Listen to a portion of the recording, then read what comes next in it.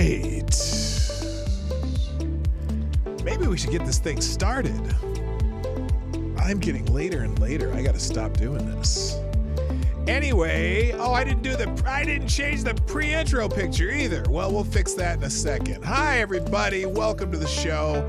I'm going to do this on the fly because sometimes, well, I just mess things up because, boomer tech and shit. Anyway, how you doing? Happy Tuesday. It's almost Thanksgiving.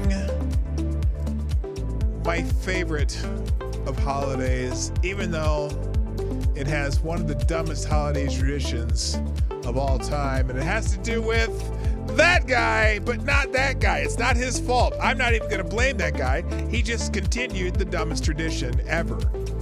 So we're going to do it. You know what I mean? So,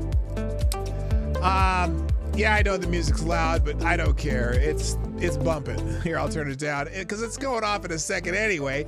I'm ready. Are you ready? Let's do this thing. Johnny, stop that mess and play the intro. Ladies and gentlemen, coming to you live from the Lucky Dog studio in a hidden location somewhere in the upper Midwest of the United States of America, it's a brother making his own way, but with all the wrong opinions. Welcome to the Morning Night Live with your host, the one and only P-Dog Knight. That would be this guy right here. Stop the music. Stop the damn music. There we go. Good morning, everybody. Welcome to Morning Night Live. I'm your host, Marty, also known as P-Dog Knight on the internet. Welcome back to the P-Dog Knight channel on this Tuesday, the 21st of November, 2023, where this guy has a turkey in the oven. Yes, I'm doing the early turkey that we do every year. We do one early one to make soup with and send all of our guests home with soup, where this year it's going to be turkey wild rice soup. And then the second bird goes in at about 2 in the morning on Thursday because we eat early. I like to get that thing done. I also like to cook them slow, but also because I have a 22-pound bird this year because we have 13 people coming over. And so you gotta have a big bird and not big bird because that'd be kind of weird. But anyway, hello. I'm glad you're here. I'm glad I'm here, and I'm glad we're all about ready to have some Thanksgiving. Now, yesterday I erred in having way too many articles open. And so I didn't even get, not only did I not get through all of them, even doing it during the lightning round, I didn't even come close. And I didn't get to the question of the day, which I'm going to put back in the chat today. So just basically something that you're thankful for. And so here we go. What are you thankful for? Type, Marty. Thanksful. What's thanks? Not thanks. God. Oh my God. Marty. This Thanksgiving. There we go. There it is. So you can do that over in the Q&A, and we'll make sure I try to get to it today. I feel bad I didn't get to it yesterday. Anyway, real quick, a couple thank yous to Mac Wolf and Somnable Nation, Tyler F, retweeting the show or tweeting the show or whatever you do, and I appreciate that. Helps very much. And also, Mac Wolf, thanks for following me. Wait, Mac Wolf, what is this? Is this one of those? No, it's a real person too. I only had to purge one person this morning. Anyway, let's say hi to everybody and get the damn show started. How about that? Let's catch me outside. How about that? First in chat over on Rumble. That would be Mr. Avocado Diablo, of course. Who gets the bell? Also, good morning, Cannibalistic Wizard. I don't know what that thing is, a dancing gerbil or something like that. What's with the dancing gerbils? I don't know. Good morning, Jimmy Das Hotep Nation. Also, People's Front of Canada. That has a different. That's a whole different. Well, there's another name for People's Front of Canada, but I'm glad you're here over on Rumble. What's better than roses on my piano? Tulips on my organ. Okay, yeah, that's Thank you for the humor over there. And ugly mofo. Who's the ugly mofo? I have no idea. Oh, it's a dancing pug. You uncultured boomer. Well, bitch, please. I didn't know what it was. It looks like a gerbil or a hedgehog or some shit. I don't know. Or what are those? What are those giant rats in Australia called? They look like a rat, but they're huge. Like they're like the size of a small pig.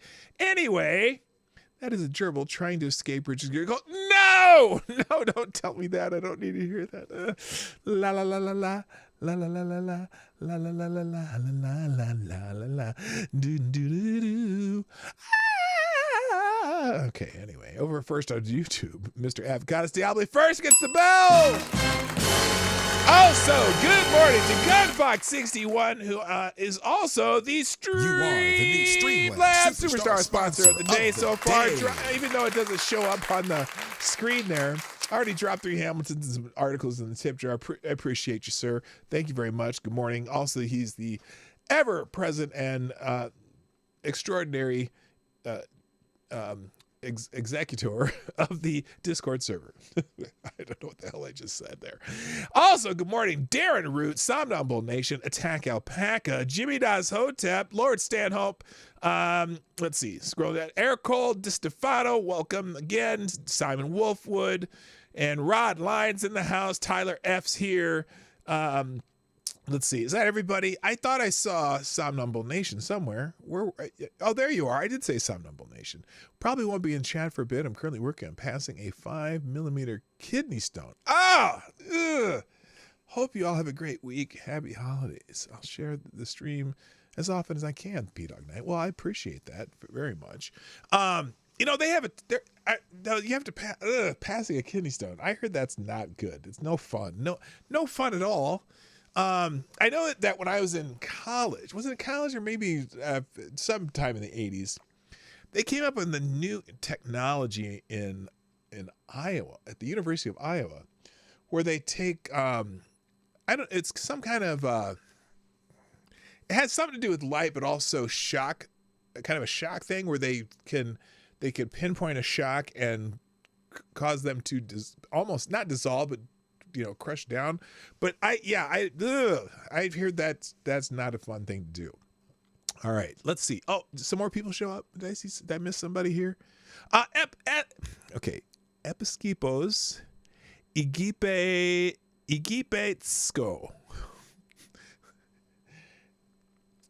Episkipos. That's easier. Okay. Haha, no crime like war crime. What? Wait, what? Canada, the war crime hat of America. Oh my goodness. Okay. Anyway, so let's today we're just gonna do some trending topics. Gunfox dropped 3 articles, and then we're gonna talk about what we're happy and thankful for. Because I'm thankful for a lot of things, man. I really am. Like the fact that I'm thankful that I have a bird in the oven right now. I mean, I tried a little bit different. I'm doing a little bit different method. Instead of just cooking the whole bird like in one piece, I decided to do, I guess they call it the frog technique, where you cut the legs down and then you flip those out and you put the breast out. Because I want to make sure that the dark meat gets cooked really well too. I usually have a really good turkey. I don't know why. I just have a knack for doing it. I make sure I have my temperature right and everything, and good rub underneath the skin and little oil on the skin so it gets it's not spatchcocking. I didn't spatchcock the turkey. I did it's called the frog style, where not only the legs and thighs flip over.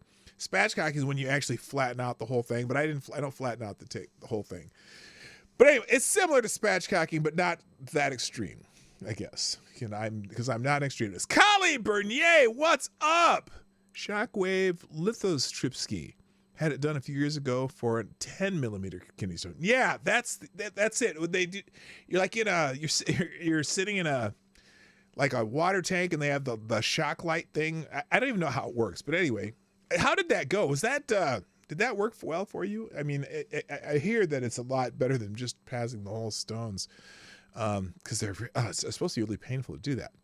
All right, you can drop that somewhere else. Anyway, let's talk about what's happening in the world, what's trending in the world of social media, and then we'll do a couple articles, and then we'll see what everyone's thankful about. Again, drop your thankful answers in the Q&A up there at the top of the live chat in YouTube, or if you want to do it on Rumble, put 5 exclamation points on both sides of your answer so that I know that you did it over there. All right. Wombat, is that what those are? Those giant, big rat-looking things that they have down in Australia?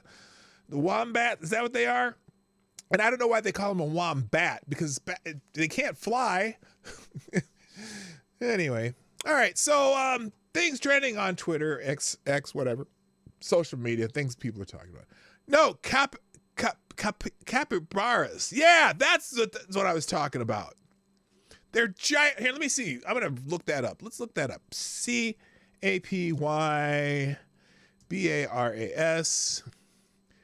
Let's see if we can find a picture. Ah, yes, these things. They're huge. They're a giant friggin' rodent. Here, hang on. Let me pop up a picture of this bad boy. I want to do it compared to like a human though, because you can. Oh, well, here's this is a. Look at this. This is a baby one. Why isn't this expanding? I want to open. Will this let me do this? Do capybaras make good pets? Okay, look, here's the face of one. Look at this. Look at this shit. This is wild. Oh, wait a minute. I gotta make sure you can see that first. All right, let's go to here. Look, this is someone holding the face. Oh, here's a bunch of pictures of one. Here we go. All right, there we go. Those things, not this one, but see the little girl with the big giant rodent right there? And also, are capybaras legal in California and other states? I don't know. So these giant rodent looking things, they look like giant rats, but they're that thing. What do they eat? They're herbivores, so they won't eat you, but they're just giant. Look at those things. Look at that. That's a giant rat. Oh, those are South American? Well, I don't know where they're from. They're just giant rats. Hello, James Colley. What's happening? All right, let's taste like chicken. They probably do. Anyway, doesn't everything taste like chicken? I'm sorry. It kind of does. All right, let's get into some news. Let's get into things, what people are talking about. And one of the things that is trending again today, one of the top trending topics today is Happy Thanksgiving on X, because, it's Thanksgiving week and people are excited about Thanksgiving. I'm excited about Thanksgiving. Like I said, I love cooking for a lot of people. Lady Boomer and I love to make out, giant spreads. And this time we have 13 people coming, or 13, 12, 13, something like that. We have, we have 8. She set up for 14. I think we have 13 coming. So, and I just love doing it, man. I make turkey, we make stuffing, we make mashed potatoes, we make sweet potatoes, we make this corn casserole, we do these root vegetables, we do there's another. I mean, we keep adding stuff to it every year. Oh, I do greens. I do what else? Somebody else is bringing pies this year. I didn't bake any pies this year. Someone else said they'll bring those. But man, yeah, we just go off. And Laura makes the best gravy in the world. She got the recipe from her mom. So excited. I just love Thanksgiving. So anyway. All right. Yes, they do look like guinea pigs. Look like giant guinea pigs or rats. Because is a guinea pig basically a rat? Anyway, Happy Thanksgiving's trending. Now, I always like to go slowly and screen and see what the first few tweets about Thanksgiving are. Now, this one, it's Thanksgiving week, and that means millions of white liberals and leftists will be issuing empty and performative apologies to us Native Americans. Oh, snap! Snap! This is... Wait, what happened? Why does that look like that? Oh, because center. Here, there we go. I was like, what the hell? There's someone named Sherman Alexie. It's Thanksgiving week, and that means millions of white liberals and leftists will be issuing empty and performative apologies to us Native Americans, while approximately 93% of us will be celebrating Thanksgiving. Yes, I love it. I love it. That's brilliant. And this one says, for anyone who's confused about this, further proof, my late ex, Full Blood Creek, she misspelled it, said while he was undergoing chemo, man, I just hope I have my taste back by Thanksgiving. He did. Happy Thanksgiving. Eat lots of pie with loved ones. Yes, I agree. Let's see. Now this one's, I refer to you, whoever's frantically trying to delete Jimmy Garner's social media from existence. You were unsuccessful. I archived nearly all of it. Oh, this is the guy who Stacey Abrams' brother-in-law was in trouble. That has nothing to do with Thanksgiving. Matt Canada, here we go. Okay, that's just someone using Thanksgiving. Oh, here we go. Oh, happy Thanksgiving to everyone. This is a TikTok with Latrine Jean-Pierre, who we haven't really talked about lately for a while. Hello, fake news expert. Nice to see you. Latrine, excuse me. Latrine Jean-Pierre. And there's it says Happy Thanksgiving from someone named D. Scott, Eclipse the 2003, whatever. Let's see what they posted for Thanksgiving from Latrine Jean-Pierre. The polls that show that the electorate at large and also significant majorities within the Democratic Party believe that the president is too old. The polls that show the American people and also stop it. Before he asks the rest of this question, it has nothing to do with Joe Biden's age. It's not because he's too old. It's because he's an incompetent boob. That's why. The real reason, because if he were totally spry, if he was, let's say he was Jack LaLanne at 82. Anyone remember Jack LaLanne, the fitness guy who was like still swimming, like pulling boats across rivers, and when he was in his 80s and into his 90s, and his brain was just fine? If he had the spryness and mental clarity of Jack LaLanne, would anybody be saying he's too old? Nope. It's because the effects of age on Joe Biden are far more apparent. Anyway, let's let him finish the question. Majorities within the Democratic Party don't want him to run again. Nobody wants him to run. That show his handling of the economy, foreign Sucks. policy, all of these dismal polls, his job approval ratings. Ding. Does the White House have any basis to challenge the accuracy of that polling? Happy Thanksgiving, everyone. Oh, damn. She's like, I'm out of here. I am not answering that shit. There you go. That's awesome. That's awesome. Oh, wait. Did Saturday Night Live made fun of Joe Biden? Oh, no. You know what? I'm not going to play it because I hate, well, let's see. This is, you know what? This is a clip and politics show. I can get away with it. Marty, no one remembers Jack because most of us were born after Woodstock and Vietnam. Okay, well, no, not a lot of people do remember him though. Oh, that was spliced together. It probably was, but still. All right, let's see. Here's did Saturday Night Live actually make fun of Joe Biden? Is this Saturday Night Live? Happy Thanksgiving.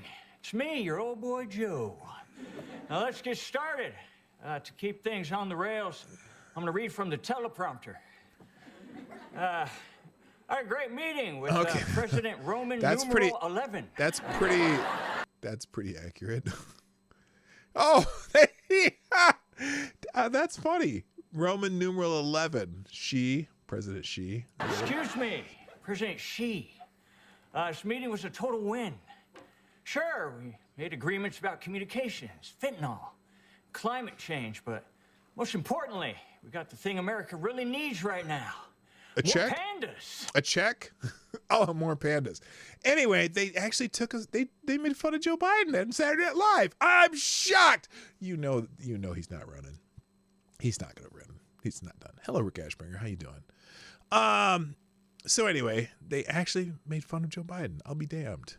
Anyway, so that's Happy Thanksgiving. Enough of that. Let's move on. Also trending is turkeys, because turkeys on Thanksgiving is trending now. There's a reason. One of the reasons turkey is trending. Bill Kristol tweeted this. Now turkey, Butterball, Jason Chaffetz are all trending for the same reason. Because Jason Chaffetz,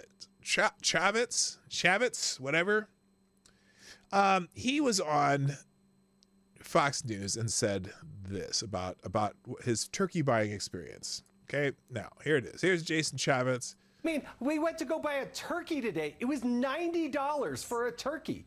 The price of stamps is up 32% in the last 4 years. But it's all a choice by Joe Biden. That is what Bidenomics is. Okay, now, Jason, was he exaggerating a little bit? Maybe. Because everyone's saying, oh, here's what I paid for turkey. Bill Crystal, turkey cost per pound fell $1.25 in September 2023, down 43 cents from a year earlier, according to the most recent data available in the U.S. Department of Agriculture. Unless the turkey he bought was 70 pounds, this turkey overpaid for his turkey. No. Just because it's down $1.25 per pound in September, that doesn't mean anything. This is the highest time of turkey production in ever, like during Thanksgiving around then. And down 43 cents from a year earlier. Okay, well, no. You could, let's see. Because now Kathy Young makes the point here. I bought a 12-pound turkey for $48. A 12-pound turkey, but it was organic? For $48, right? $3.99 a pound for a 12-pound turkey. Well, my turkey is 22 pounds. So if I had bought an organic, because my turkey was the 22-pounder was about, I think it was 55 bucks, somewhere around there. And then the 16-pounder was less. But anyway, so let's say he bought a 21-pound turkey at $3.99. Where is it? There's my calculator.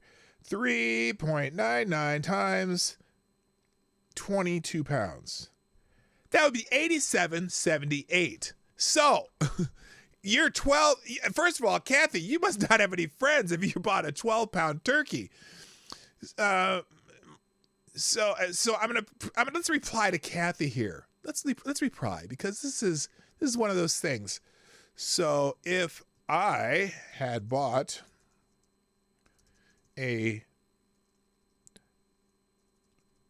my 22-pound turkey, where you bought yours, it would have been $87.78. $87.87.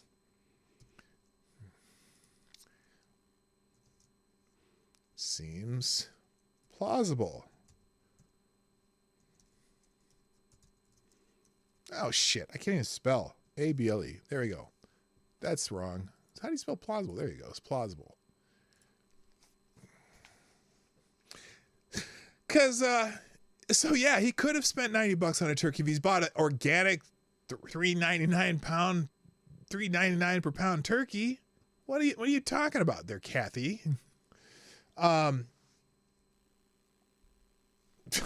That's funny that all these people are trying to correct him. So it is plausible that if he bought a giant turkey because he has, going to have 18, 20 people over for Thanksgiving, it's plausible. Anyway, what cheap ass, and this is Bill Crystal, what cheap ass turkey are you buying in September? Our fresh 16-pound turkey was almost $80, way more than $1.25 a pound. He didn't say, he said turkey fell $1.25 a pound. It wasn't sold for $1.25 a pound. But whatever, it's insulting enough that you find this funny, but to go along with the don't believe your lying eyes, the economy is great BS is repugnant. Yeah, exactly. So, yeah, a lot of people bitching about the turkey thing because Jason Chavez said he paid $90 for a turkey. It's plausible. It could have happened if he bought a giant organic ass turkey. Hello, Jaeger Pony, my favorite Canadian, and the Grand Inquisitor, Tyre Alexander's in the house. So anyway, now also one of the reasons turkey is trending is because one of the dumbest traditions in the history of America has continued, and I don't care which president it is. I thought it was dumb when President Trump did it. I think it's dumb now. Yes, the traditional pardoning of the turkey at the White House. Here's the pardoning of the turkey ceremony. Now this is funny because now there's a little problem because the turkey got a little feisty here. Pardon Liberty and Bell. Fuck Joe Biden.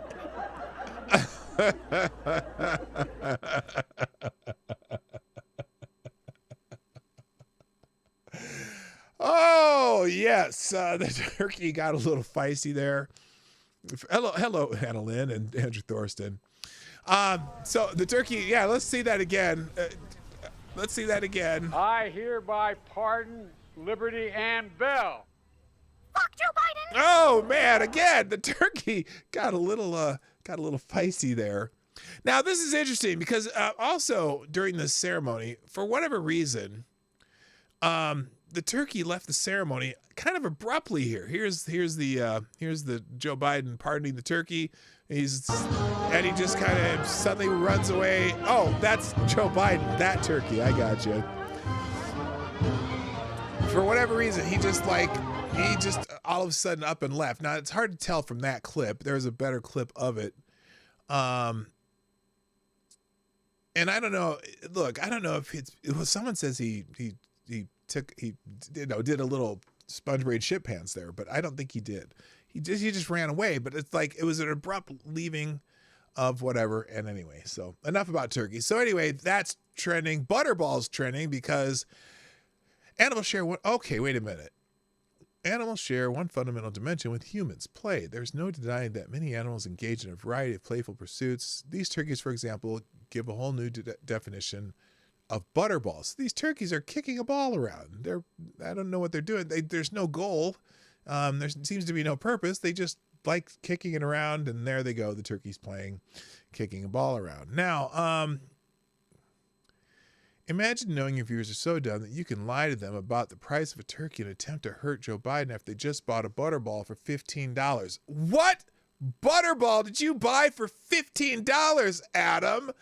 They're so intent on bitching about him saying $90 for a turkey. Nobody bought a butterball for $15.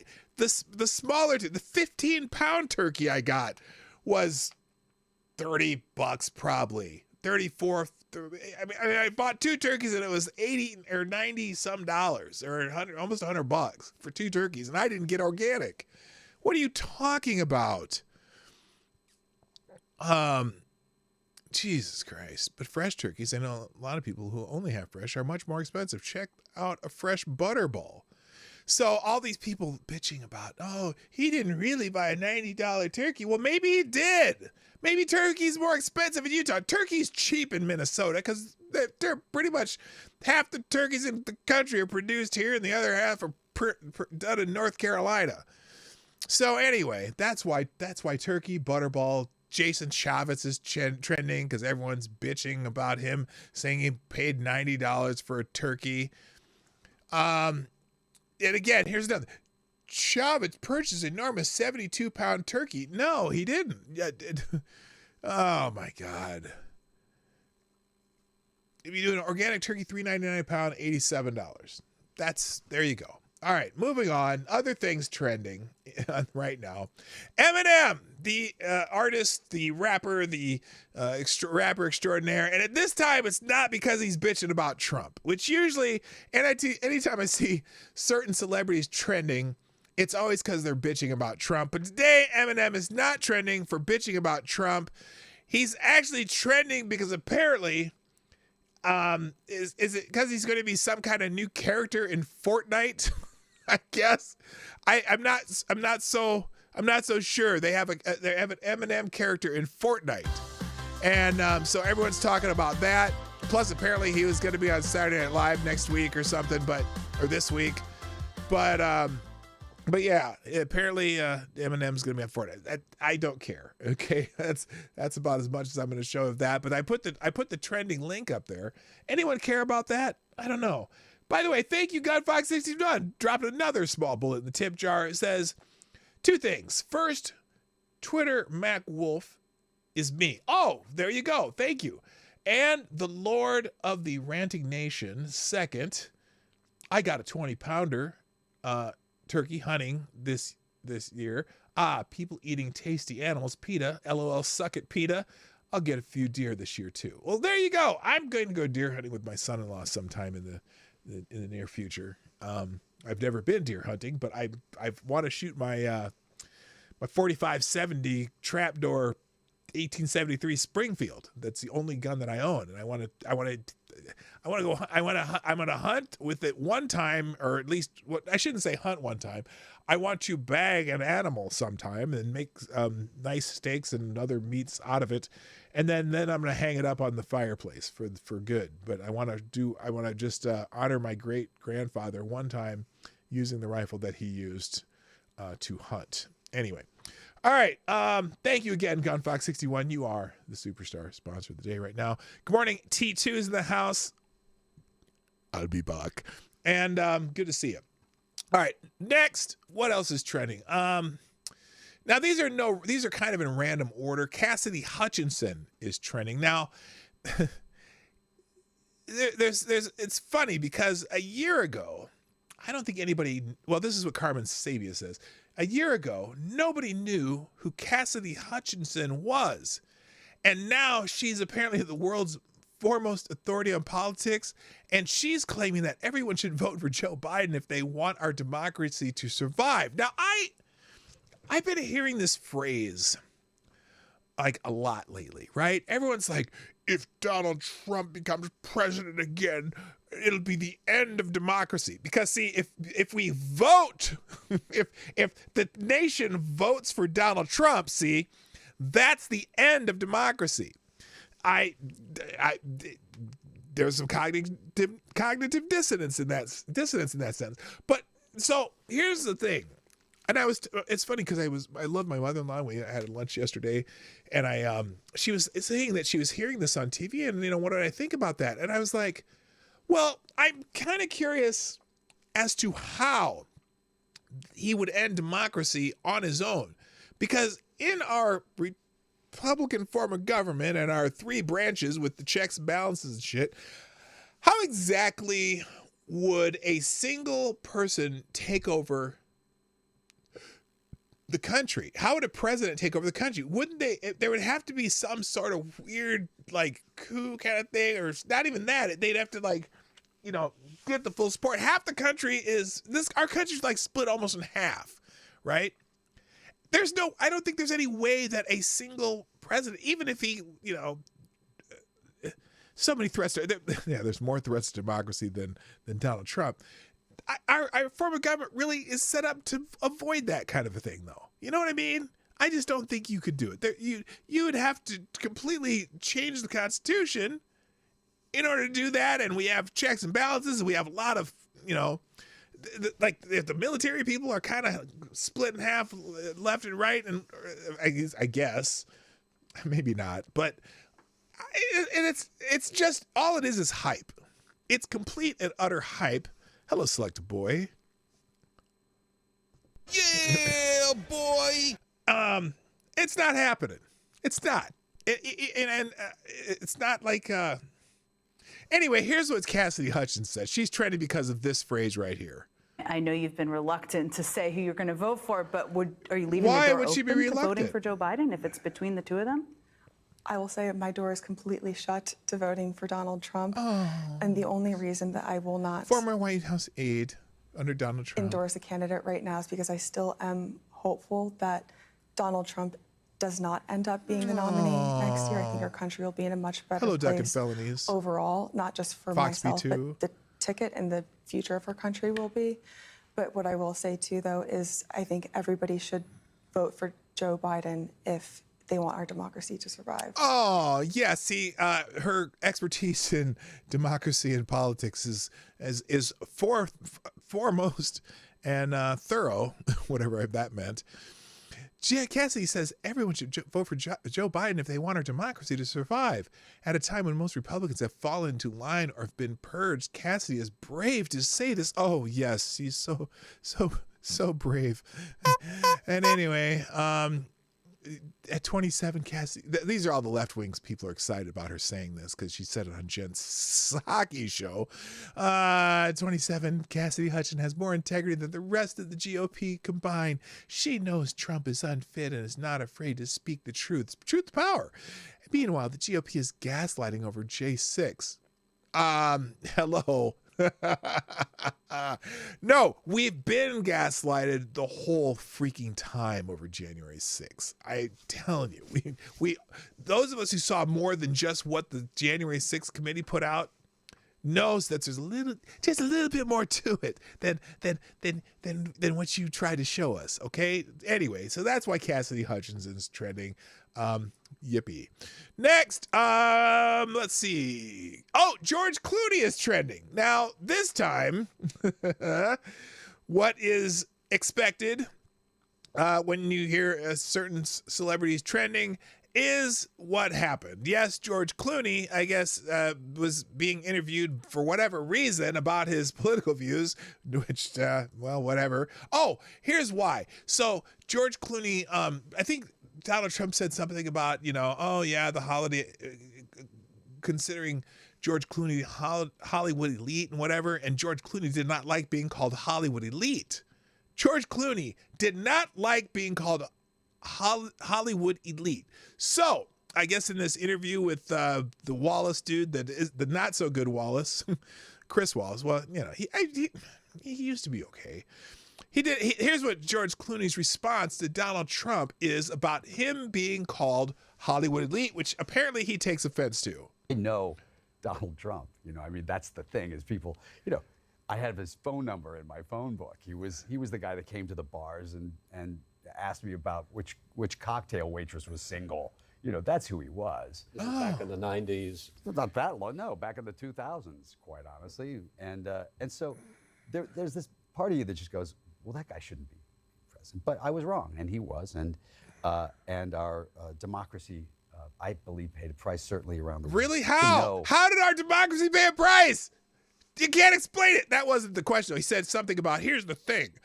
I grew up in Kentucky and sold insurance door to door, sold ladies' shoes, worked in an all-night liquor store, would buy suits that were too big and too long and cut the bottom off the pants to make ties so I'd have a tie to go on job interviews. Yeah, I'm sure this is what George Clooney. I grew up understanding what it was like not to have health insurance for 8 years. So the idea that I'm somehow the Hollywood elite and this guy who takes shit in a gold toilet is somehow the man of the people is laughable. Okay, wait a minute.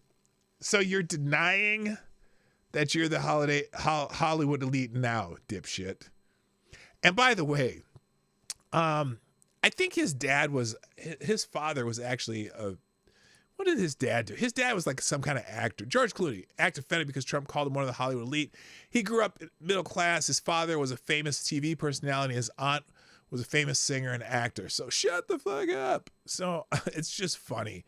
But I get it. Him laughing about Trump calling someone else elite because Trump, he didn't ever have he didn't sell shoes in Kentucky, let's put it that way. But still, the idea that George Clooney is not Hollywood elite after all these years of being an actor, being one of the most highest paid actors in the Rosemary Clooney was his aunt. Yeah, that's right. He isn't one of the highest paid actors in Hollywood, and he has millions and billions of dollars invested, whatever. The idea that he's not the Hollywood elite because of his modest upbringing. Gee, would you call Clarence Thomas elite because of his modest upbringing? Would you call Ben Carson modest because of his modest, or elite because of his modest upbringing? There's lots of people who had modest upbringing. Warren Buffett, modest upbringings, but is he elite now? Would you consider him part of the elite, the moneyed special people that tell people what they should think and shit? Shut up, George. Seriously, you are part of the Hollywood elite, moron. Moving on. Goldman is trending. Now, this is interesting. Someone else saying shit about Donald Trump. But this is a little more serious, maybe. Representative Goldman. Here's and this is an article by Jonathan Turley. And this is kind of interesting because Dan Goldman did something that is a little concerning. Let's check out this article here. Representative Goldman calls for Trump to be eliminated. Decrying his defamatory rhetoric. Okay. This is one of those.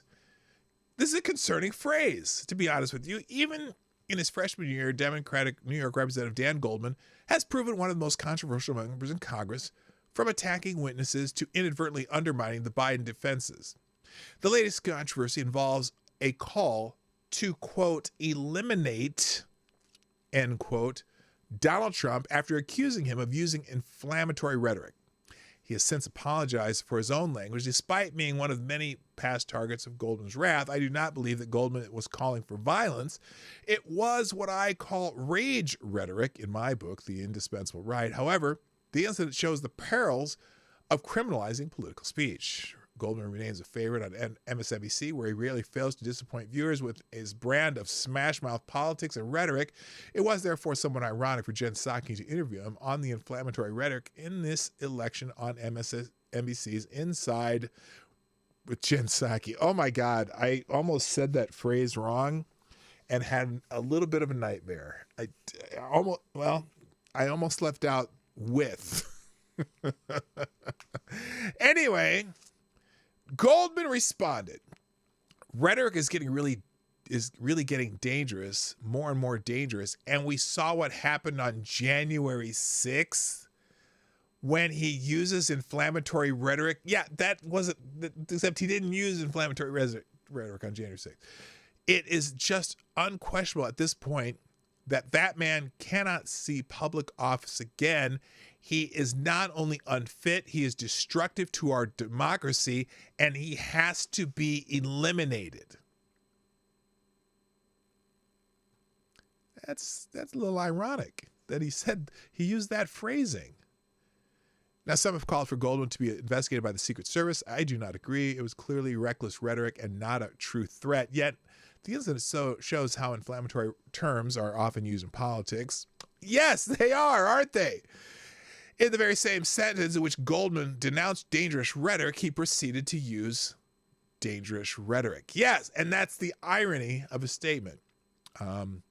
So anyway, people are talking about that, and one of the things people say, if you want the Secret Service to arrest Dan Goldman for saying Trump needs to be eliminated, which is a threat to life, retweet if you do, which is a threat on his life, has to be eliminated, slipped out. We know what it means. Context. Goldman accuses Trump of dangerous rhetoric while at the same time apparently calling for his assassination, as if all else fails. That's how I hear it. This is what years of media Hitlerizing that TDS gets. So that's why Dan's trending right now. He's a special individual. Moving on. Uh-oh. Hang on a second here. I just got to double check. Oh. No problem. All right. Now, moving on. Let's see what else is trending here. Overthrow. So that's also trending because a lot of people are saying Donald Trump tried to overthrow the government, stole thousands of classified documents, was impeached twice and faces 4 indictments, blah, blah, blah, blah, blah. And someone's here saying, look, if we wanted to overthrow the government on January 6th, we would have. Well, no, I don't think so. That's not true. What's this? If an election comes down to Hitler versus 99% Hitler, you are morally obligated to overthrow this government. Oh, apparently he's saying this post is unavailable. Breaking, looks like Special Counsel Jack Smith may indict the GOP members of Congress who assisted Trump in conspiring to overturn the presidential election, overthrow the government. Yeah, I don't think that's going to happen. I don't think who exactly would he be talking about? Who would they be talking about? So anyway, Trump, like libertarian Javier Milei, set to win Argentine presidency. We already know about that. And then obviously the snarky, happy birthday to every president who didn't launch a coup to overthrow an election to stay in office unconstitutionally. Weren't they trying to work through the courts on this and try to find legal means and trying to use the Constitution? And now it failed. But they weren't using unconstitutional means. They were trying to use constitutional means to determine whether or not they could have the count postponed until they could get some lawsuits completed. They always forget that part. What were the people there protesting? They wanted the count to wait until the court cases ran their course. And that didn't happen. And what happened? What happened after that? Was there a coup? Was there blood? Was there blood in the streets? Oh no, we had a peaceful transfer of power on January 20th as scheduled. You morons. So anyway, part of the reason that overthrows trending though is because, again, the footage from January 6th that did not get shown at all, like the vast majority of it, is starting to float around there. We have there's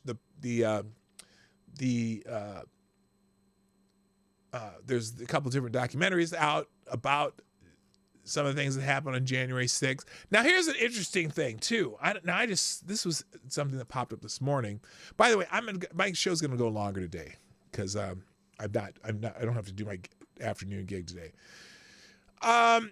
This is interesting. The fraudulent Arizona electors planning to overthrow our government. A new video. This Kenny James says, I'm still shocked when I see January 6th video. This new one is just as shocking. Now, I haven't seen it. I'm just going to see what it says. I don't know what it means or what that's saying, but let's see what he said. What happens here? Certificate of the votes of the 2020 electors from Arizona, with the undersigned being the duly elected and qualified electors for the President and Vice President of the United States of America from the state of Arizona, do hereby certify the following. A, that we convened and organized in the city of Phoenix, county of Maricopa, state of Arizona at 12 noon on the 14th day of December 2020 to perform the duties enjoined upon us. B, that being so assembled and duly organized, we proceeded to vote by ballot and balloted first for president and then for vice president by distinct ballots. And C, that the following are two distinct lists, one of all the votes for president and the other of all the votes for vice president, so cast as aforesaid. For president, Donald J. Trump of the state of Florida, number of votes 11. For vice president, Michael R. Pence of the state of Indiana, number of votes 11. I don't know what they're talking about here. I mean, I get it because that didn't end up happening.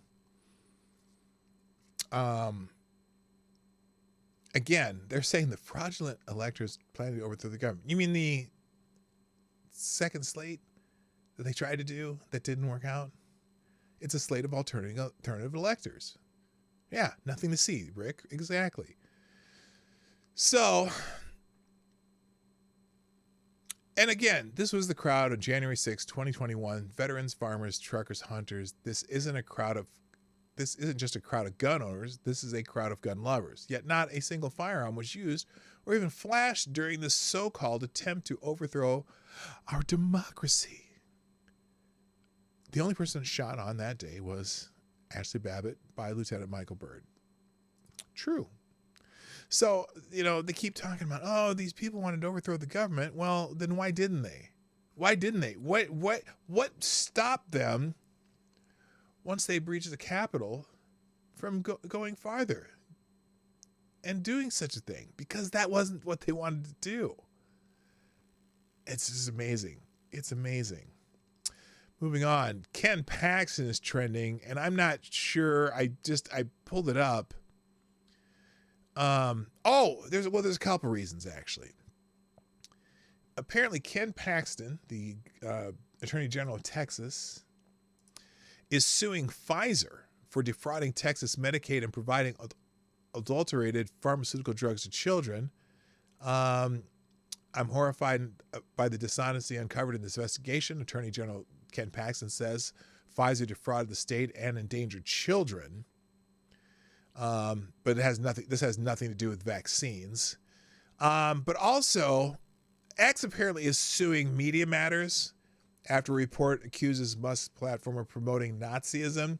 And so now Texas Attorney Ken Paxton has said that his office will also investigate the nonprofit for potential fraudulent activity. Just moments after X launched the thermonuclear lawsuit against left-wing Media Matters, Texas Attorney General Ken Paxton announced an investigation into Media Matters for fraudulent activity. This is what holding the media accountable looks like. This is someone who supports this. Now, not everyone's going to support this because some people just love them some Media Matters. They're weird, dumb people, but so it is. We are examining the issue closely to ensure that the public has not been deceived by the schemes of radical left-wing organizations who would like nothing more than to limit freedom by reducing participation in the public square. Here it is, and if you want to see this, let's see what this little letter says.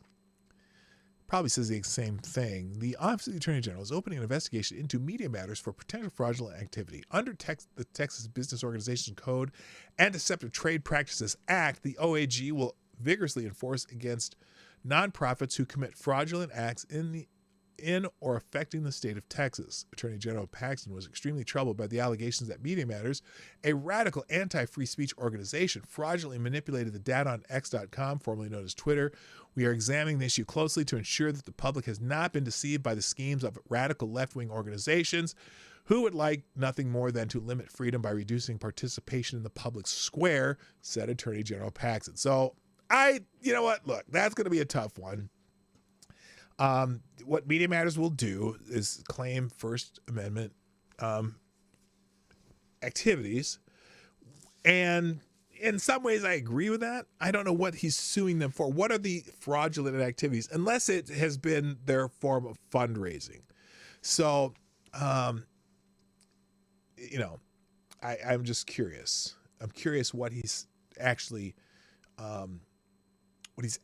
suing them for. Okay. We'll see as that goes on. Ohio Walmart is trending. Apparently, there was another pew pew event at an Ohio Walmart. 4 injured and gunmen killed in an Ohio Walmart shooting. The conditions of the victims right now are unknown, but all were taken to hospitals for treatment. Police Captain Scott Molinar said at a news conference. I'll drop the link to the Hill article. But of course, the gun grabbing types are already out. Shannon Watts from what is her organization called? Moms Demand or some shit. Last night, 4 people were shot by a man who opened fire inside a Ohio Walmart. The night before, 2 people were shot to death outside a Walmart in Alaska. This is what we call holiday shopping in America. Okay, you know what? Part of the reason that we hear these kinds of stories all the time now is because we have ever-present 24-hour news cycle on 24-hour news channels and 24-hour Twitter where you hear about every single incident throughout the country.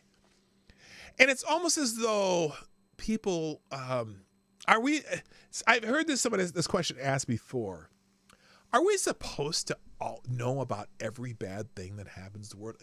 Are we designed for that? Is that something that we clearly need to adjust for that, right? Because it's just something that is a fact of life that wasn't a fact of life when I was growing up. You didn't know about every single incident throughout the country. If something happened in, Paducah, Kentucky, it might be weeks, or you may not hear about it at all. It won't make national news. It'll be local news. Okay. So the fact that 2 people were shot outside of Walmart in Alaska, we wouldn't have heard about it unless it was unless it was like the governor of Alaska, right? We wouldn't have ever heard about it. But now we hear about it because there's news everywhere of everything. And also, though, again, so 2 people were shot outside of Walmart in Alaska. Okay. Why? What happened? What is it? What does that mean? So what? It's a bad thing for those people and probably some stupid shit that happened between the 2 of them. But how does it really affect us? So you're saying because that happened, government should take away our rights? Is that what your point is, Shannon?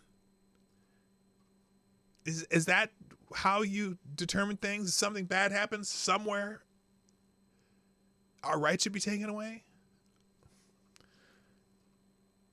Gunman opened fire at a southwestern Ohio Walmart, wounding 4 people, and then apparently took his own life, police said, reporting on the details. So there are some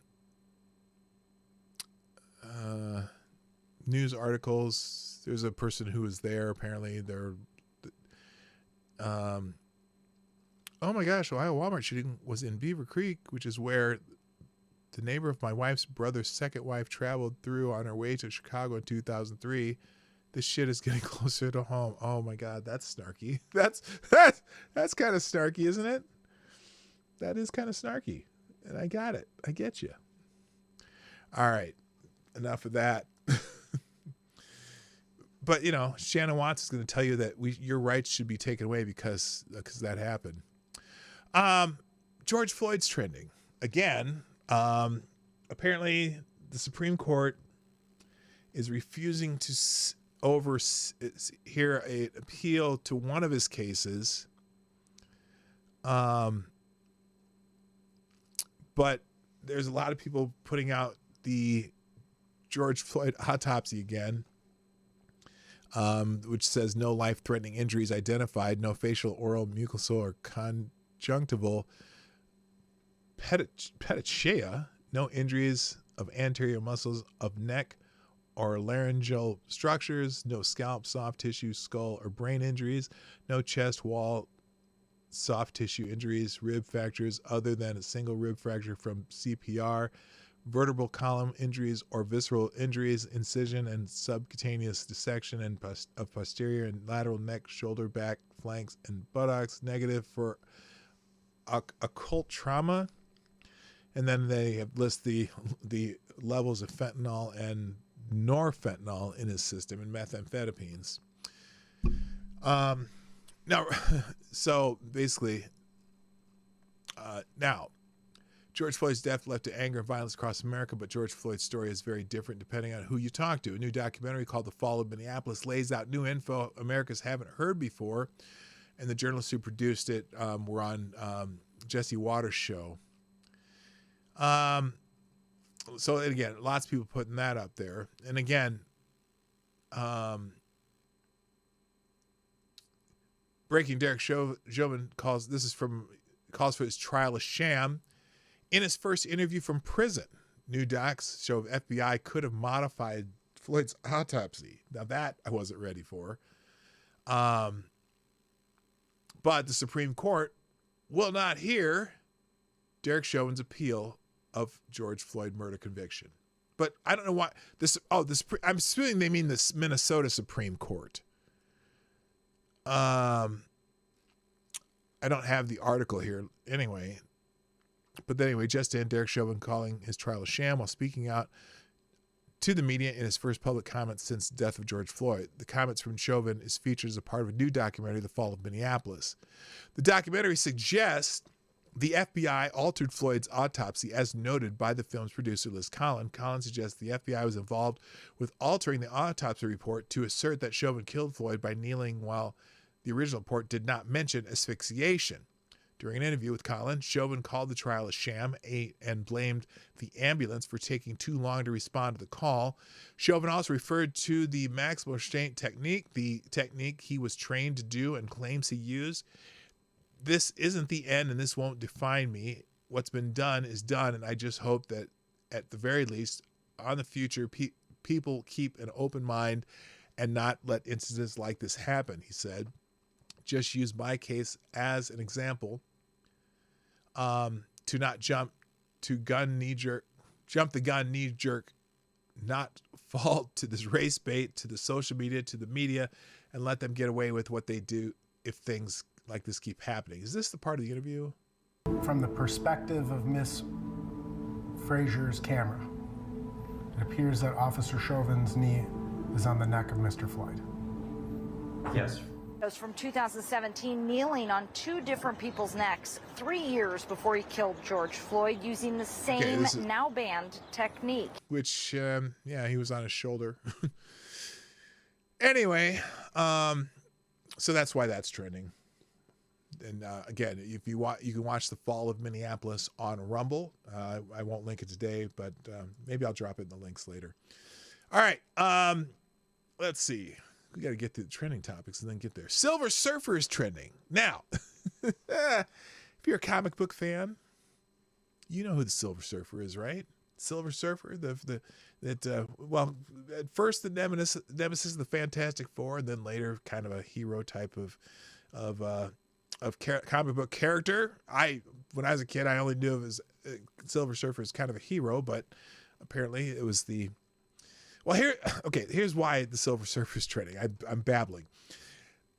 So apparently Marvel is putting a female Silver Surfer into their Fantastic Four movie. Dare I say it? Put a chick in it, make her gay, make it lame. Yes, that's about right. Fantastic Four DOA. Fuck Disney. They deserve all the failure they're getting. So anyway, Silver Surfer in Marvel's Fantastic Four MCU reboot is reportedly a woman. For no apparent reason. Of course, now this person said, just make the Silver Surfer non-binary. It's neither male or female, and as it doesn't have any reproductive organs, and the bitch is silver. Problem solved. Yeah, please make the Silver Surfer non-binary. So anyway, Marvel again, working on continued failure. Marvel and Disney, I should say. Disney's fucked up. Moving on. Matt Rife is trending. Now, I didn't even know who the hell Matt Rife was, but he's got a lot of people pissed off on Twitter. Okay? Matt Rife, R-I-F-E, apparently. He's a stand-up comedian, actor, and apparently he has does he have a Netflix special or something?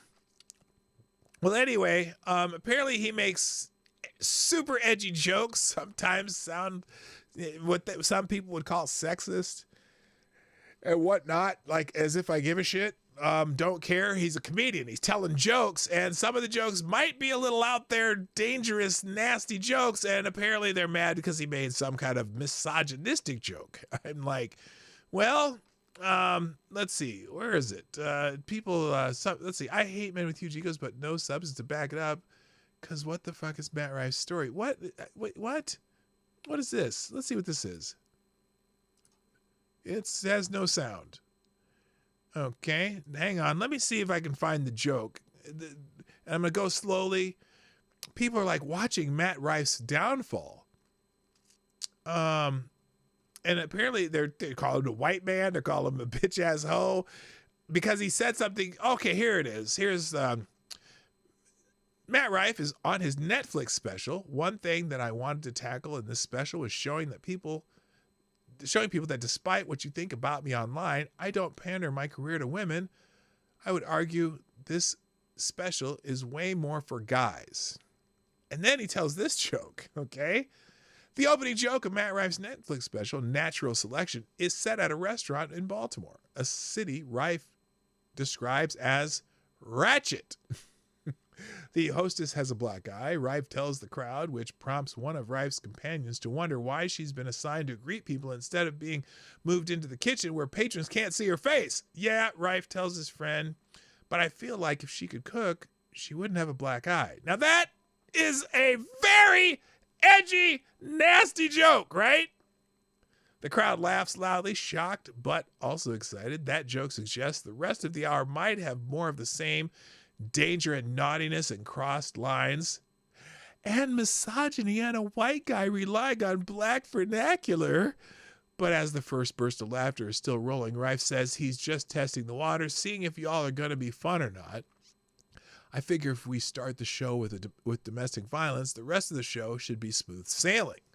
So people are mad about that because the show starts out with a very nasty joke. It's terrible. It's oh boy, it's a bad, that's an edgy motherfucking joke, I'll tell you. But he's known for his edgy jokes. I mean, let's see if I can find the one. I think it was in this. And I've got to be careful scroll. Oh, it's not on the screen. Okay. Let's see. Oh, now what is this? Y'all are shocked that Matt Rife is a misogynistic ass. So yeah, there's people mad. The very sensitive crowd is mad. Let's see what this says. But at a certain point, you go, am I delusional? Like, maybe I'm not funny. Maybe I'm not supposed to do this. Okay, that wasn't it. That's not what I wanted to talk. There's a joke in here. He was talking, look. So he's known for kind of edgy humor, right? Making fun of things that you're probably not supposed to make fun of. And there's a good clip of him where someone in the crowd asked him to make fun of amputees. Okay? Let's see, where is it? Wait a minute. Oh, wait. Oh. Matt Rife's so painfully unfunny. You'd think after growing up being ugly, he would at least have good humor or something. Well, let's see what this says. This is another one they're bitching about. Let's put this one on the screen. All right. The tweet says, Matt Rife is so painfully unfunny. You'd think after growing up being ugly, he would have at least have good humor or something. Let's see what this one says.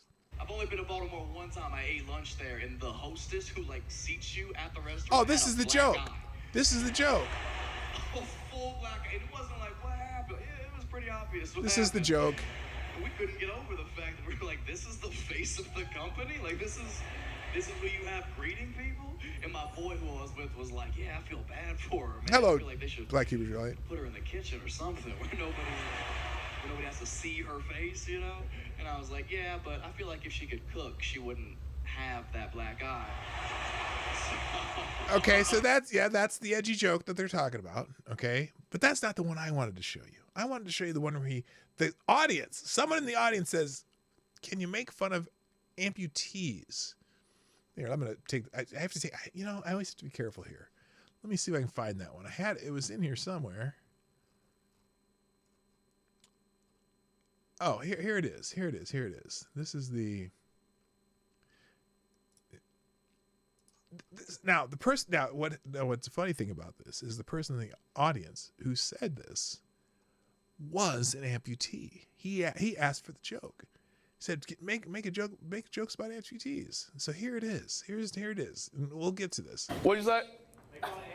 Make fun of amputees. Amputee. Damn, dude. That could be half the show. Okay, get it? There's little just right off half the show. Got it? Okay. Are there any amputees here? Wait, for real? Oh, hell he's the guy. He's the amputee. Okay, now he proceeds to say some funny. Well, first he asked the guy some questions. Okay? What's amputated? Both legs? What happened to your legs? I got blown up over in Iraq in 2003. Holy shit. Well, thank you for your service. Okay. Blown up in Iraq. Are we talking Claymore? Are we talking cherry bomb, Roman candle? What was it? Bomb, but it was a double stack anti-tank landmine. Okay, so he has an anti-tank landmine. Okay, no. Sound like a lot of dangerous words in a row. It's okay. That was funny, I can understand that. And are you above the knee or below the knee? Below the knee on both. Still got your kneecaps. Yeah. That's good. Not really. I mean, those go with age. You might have been better off. If it's not too late, I would. It's too late. It's too late. Okay. And then what's your biggest red flag? Yelling out when I'm talking to somebody. So anyway, the clip's in there in the links here. In fact, I'll make sure that one is easy to find, and if you want to see the rest of that, because what he says is humorous and it's what the audience asked for, and they're at a comedy show, and the amputee who asked him to make the jokes, was clearly there to have a good laugh, and I'm sure he found it humorous or whatever. All right. Now, I'm going to get to Gun Fox. I'm going to skip these for now. Hang on. Let's get to Gun Fox's articles first, and then we'll finish up with just a couple videos that I found on the internet. So here we go. We're going to start with, oh God, Gun Fox, what are you doing to me? Let's start with this one. This is an MSNBC opinion piece about the Colorado attempt to remove Donald Trump from the ballot in the state of Colorado. Hello, Jason Who, what's up? And I did say Black Hebrew Israelite, right? That's right. Okay. And Duck and Felonies. Hello. So this is a MSNBC editorial. Let's see what who wrote this one, because this one's Hayes Brown. I don't know who that is. Trump may get to stay on the ballot thanks to a ridiculous technicality. Well, aren't technicalities the law? There, Colorado judge ruled that Donald Trump ruled. Wait a minute. He ruled that Donald Trump engaged in insurrection, but that the president isn't an officer under the Constitution. Did he rule that he engaged in insurrection, though? I don't recall him saying that, but let's see what this article says. Late Friday afternoon, Colorado District Judge Sarah Wallace handed down her ruling in a case brought to challenge former President Donald Trump's eligibility to hold office again under Section 3 of the 14th Amendment. The case had several questions to answer, including whether this clause applied to Trump, whether he'd engaged in an insurrection, and whether, as the plaintiffs in the case argued, the Colorado Secretary of State should be required to keep him off the ballot. The answers Wallace came to were stacked against Trump, including that, quote, Trump engaged in an insurrection on January 6, 2021 through incitement. Who has ruled that? Under what form of government ruled that? And the First Amendment does not protect Trump's speech. What incitement? You haven't proved incitement. Wallace nevertheless decided that Trump was eligible for the ballot anyway, finding that the drafters of the 14th Amendment did not include the president as an officer of the United States. The resulting victory for Trump, ordering an insurrectionist to be placed on the ballot, threatens the future of democracy on the most confounding of technicalities. Well, no. See, when people vote in a republic that has democratic principles, that means they voted for him, dumbass. Okay, now, the so-called insurrection clause of the 14th Amendment targets anyone who swore an oath as a member of Congress or an officer of the United States, or as a member of any state legislature, or as an executive or judicial officer of any state, to support the Constitution of the United States. If, after swearing that oath, that person engaged in insurrection or rebellion against the same, or given aid or comfort to the enemies thereof, then they are barred from being a senator or representative in Congress or elector of president and vice president, or holding any office, civil or military, at the state or federal levels. Both parts of that construction are important, as we'll get into later. In her ruling, Wallace walked through each of the hurdles that could trip up the case and found that the petitioners, a group of Republican and unaffiliated voters, had cleared almost all of them. Unlike states like Michigan, state law in Colorado specifically gives the Secretary of State power to determine whether the candidate was qualified for the role in question. The past secretaries of state have kept people off the ballot for any number of reasons, clearly setting a precedent for doing the same with Trump. Wallace agreed with testimony given during the 2-week trial that the 14th Amendment's insurrection clause didn't only apply to those who took part in the Civil War, and that a law later passed by Congress didn't negate its effect. She also ruled that the House January 6th committee findings, which Trump-friendly witnesses attacked as a political hit job, were relevant and credible. Accordingly, she found that the January 6, 2021 attack on the Capitol easily satisfied the definition of an insurrection as used in the 14th Amendment. As for whether Trump engaged in an insurrection, Wallace rejected his defense that his statements leading up to the storming the Capitol were protected speech of the First Amendment. While she rejected the petitioner's argument that Trump inaction to stop the attack sooner, okay, that's a lie.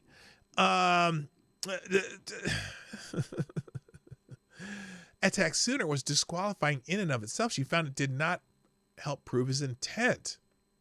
That it did help prove his intent.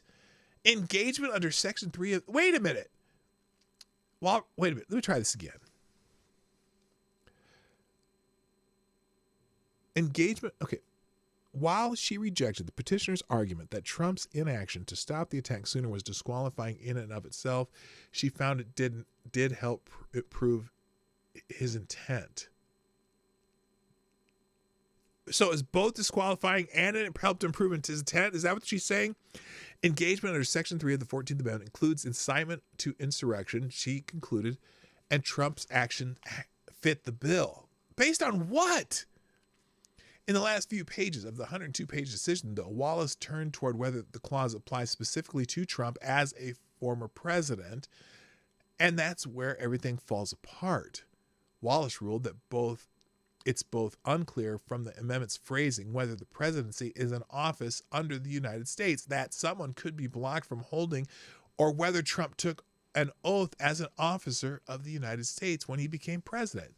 It's a stance that left me gobsmacked when I first read it, because it may be the finest splitting of hairs that I've ever seen in so crucial a ruling. For example, Wallace buys the Trump team's argument that Section 3 applies to that, specifies that the disqualifying oath is one to support the Constitution, whereas the presidential oath is to preserve and protect and defend the Constitution. She also accepts the team's claim that an earlier draft of the amendment, which included the president and vice president instead of officers, meant that the two roles were deliberately excluded from the final version's intended effects. Let's go ahead and say for a second that the drafters of the amendment didn't specifically have former presidents in mind when listing people who had sworn to protect the Constitution. It may have been entirely unthinkable that such a person could engage in insurrection. But to refute that, the president is, as expert testimony during the expert testimony. Oh my gosh, they had expert testimony. Oh no, expert testimony. Woo, man, that changes everything. As if both sides didn't have expert testimony. Dumbass.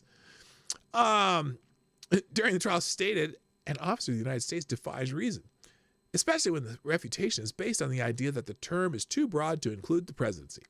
In finding the narrowest possible justification for ruling that Trump isn't disqualified, Wallace refused to stick her neck out ahead of the other courts that have either punted on the decision until later or claiming that it's Congress that needs to make the final call. In the second to last paragraph, she even concedes the ruling was influenced by her reluctance to embrace an interpretation which would disqualify a presidential candidate without a clear, unmistakable indication that such is the intent of Section 3.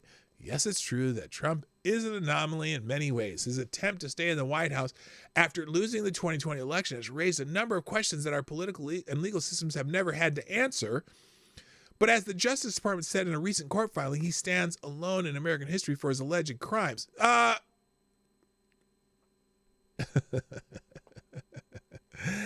You mean in a case that has yet to be adjudicated? Huh? What? A case that has yet to be adjudicated. They're in the process of it, but they haven't done it yet. No, the president has engaged in conspiracy and obstruction to overturn a valid election results and illegitimately retain power. Well, that's because Al Gore wasn't president when he did it. That's right. He wasn't president yet when he did it. But let's talk about splitting hairs. And while he has not been convicted in either the federal election interference case or the one brought in Georgia, his well-established efforts to overturn a lawful election by using lawful means attempted, that didn't work out, by trying to use the law and prevent the peaceful transfer of power, which still happened, cannot and should not be underemphasized in these rulings. Again, they attempted to use the law and failed. But they didn't just go out and start shooting people in the streets. They attempted to do it by legal means. And if you're saying they're not allowed to do that, I'm very confused then.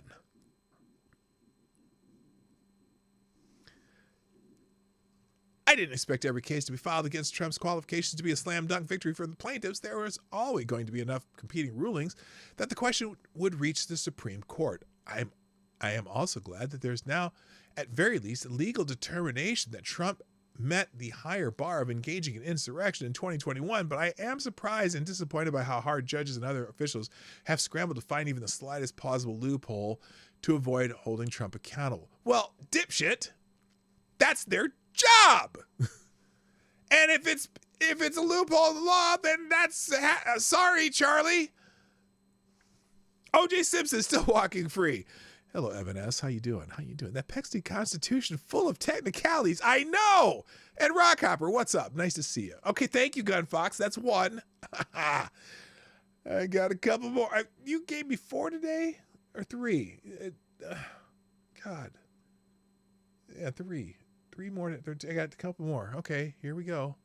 Second one. I just saw the headline. I never looked at the headline of this one. This is going to be, this will be enlightening. Why the U.S.-China summit could help Biden in 2024. Yeah, because the Chinese will give him money for his campaign and launder it through various means. Oh, that's probably not what they meant, huh? That's not what they meant. The last thing the president needs is a crisis in Asia. Well, because they've averted a crisis in Asia. Well, we'll see how that whole Taiwan thing goes. Let's just see how that goes before we start counting our chickens. Here, this is by Michael Cohen, not the dipshit former lawyer guy. Hello, Kessler. What's up? This is an MSNBC columnist. The war in Ukraine continues unabated. Thousands are dead in Israel and Gaza. Millions of Afghans face deportation from Pakistan, and civil war in Sudan is leading to horrific civilian casualties. So with that list of calamities, it's important to note when a positive story emerges, and it happened this week in San Francisco when President Joe Biden sat down with his boss, President Xi Jinping of China, also known as Roman numeral 11. Expectations for the summit were modest, and Biden and Xi met, but did not surpass them. But after months of seemingly unrelenting ill will between the two most powerful countries in the world, Biden and Xi's meeting put U.S.-China relations on a positive track for the first time in more than a year. That is an unqualified good thing and a reason for cautious optimism. See, because I know that most of the people thinking about the presidency of the United States, the first thing they think about is how well are we getting along with China? Yeah, especially when the Thanksgiving turkey costs $90. It could happen. We did the math. It could happen. Remember, we did the math? I'm laughing about that now because all these people ripping on Jason Chaffetz, and then Kathy Young says she spent $3.99 a pound for an organic turkey that was only 12 pounds. I'm feeding 14 people. I needed a 22-pound turkey. And a 22-pound turkey at Kathy Young's price would have been $87. So if it's a 23-pound turkey, that would be your $90 turkey that Jason Chaffetz could have bought. Now, I didn't buy an organic turkey, but, I still spent $90 on 2 turkeys. All right, until recently, relations between Washington and Beijing had been on a downward spiral for a while. Well, why would that be? Why would that be? Oh, because was that happening was that because of the last guy, the guy with the funny hair? A visit to Taiwan by then House Speaker Nancy Pelosi in 2022 enraged Beijing. Then, in January, China was caught flying a surveillance balloon over the continental United States, and all hell broke loose. Secretary of State Anthony Blinken canceled a diplomatic visit to China. Random weather and recreational balloons were getting shot out of the air all over the United States, and the rhetoric from Capitol Hill, which was featured near constant China bashing since Biden took office, only got worse. Oh, that sounds like, is that like the Russia bashing during Trump's presidency? And then Putin just like, fuck it, I'm going to make myself a buffer here with this Ukraine place. It set up a cycle of recrimination between the two countries, which China-run media slamming the U.S. and American lawmakers who raised red flags over everything from China's... Wait a minute. Did they really mean to use that phrase? Oh, the American lawmakers who raised red flags? Oh, you mean Joe Biden's, his man cave where he has all the red flags because he's, the boss likes him to stay close to whatever. Anyway, over everything from China's aggressive behavior toward Taiwan to continued allegations of Chinese government cover-up on the origins of Stupid 19 to concern over Chinese ownership of the social media site TikTok. Yeah, see, notice the three concerns that MSNBC mentions. Taiwan, Stupid 19, and TikTok.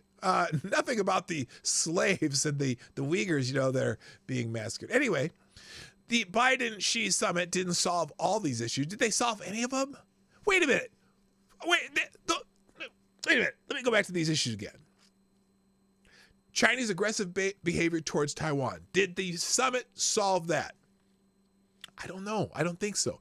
Did the cover-up on the origins of COVID-19, did the Biden-Xi summit solve that issue? I don't think so. And then what concern over Chinese ownership of the social media site TikTok? What did the Biden-Xi summit say about the Chinese ownership of TikTok? Probably nothing. But in this next sentence, this person says the Biden-Xi summit didn't solve all of these issues, but at the very least arrested the slide? How?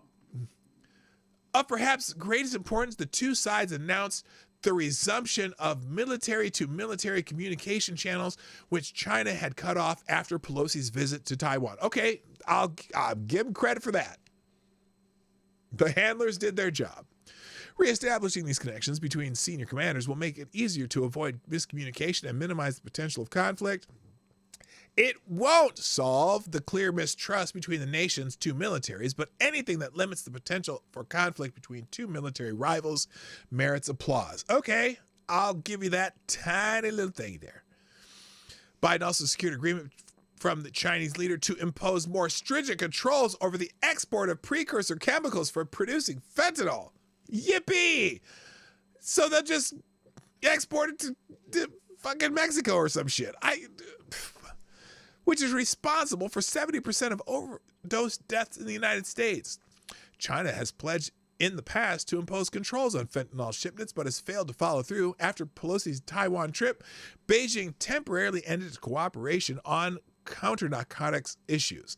If this agreement leads to a real crackdown, it could save countless of lives in the United States and give Biden a political boost before the next election. Yet again, how many people make their decisions on voting or not voting for a candidate for president based on U.S.-China relations?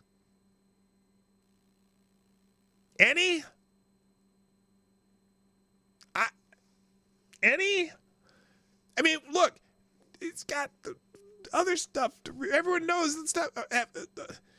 Ukraine, Israel, all these other places. If you're thinking about foreign policy and you look at it as a big picture of foreign policy, this administration sucks. And way worse than the guy with the funny hair who may have been rough around the edges, but geez, how peaceful was the world under him? Now, to be sure, China did not walk away from San Francisco empty-handed. Of course they didn't. Biden's give him something.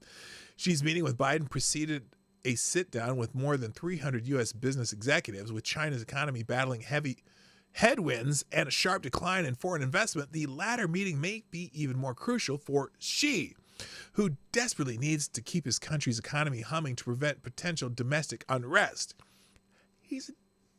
I know he doesn't like to be called a dictator, but potential domestic unrest in China? That's not the same as domestic unrest in the United States. There's no Black Lives Matter or free Palestine running around the streets breaking shit.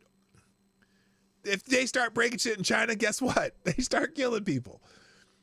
What? For Biden, a cordial meeting with Xi also furthers his near-term electoral ambitions. With wars raging in Ukraine and the Middle East, the last thing Biden needs is a crisis in the Far East with China. True, while it's unlikely that Republicans will back off on attacking China to score points with voters, or just to tell the truth, I still want to know what the heck went on with the stupid 19. This week's summit is a positive sign that the president will not follow their lead. It's one of the benefits of having an actual adult in the White House. What? An adult who depends on depends?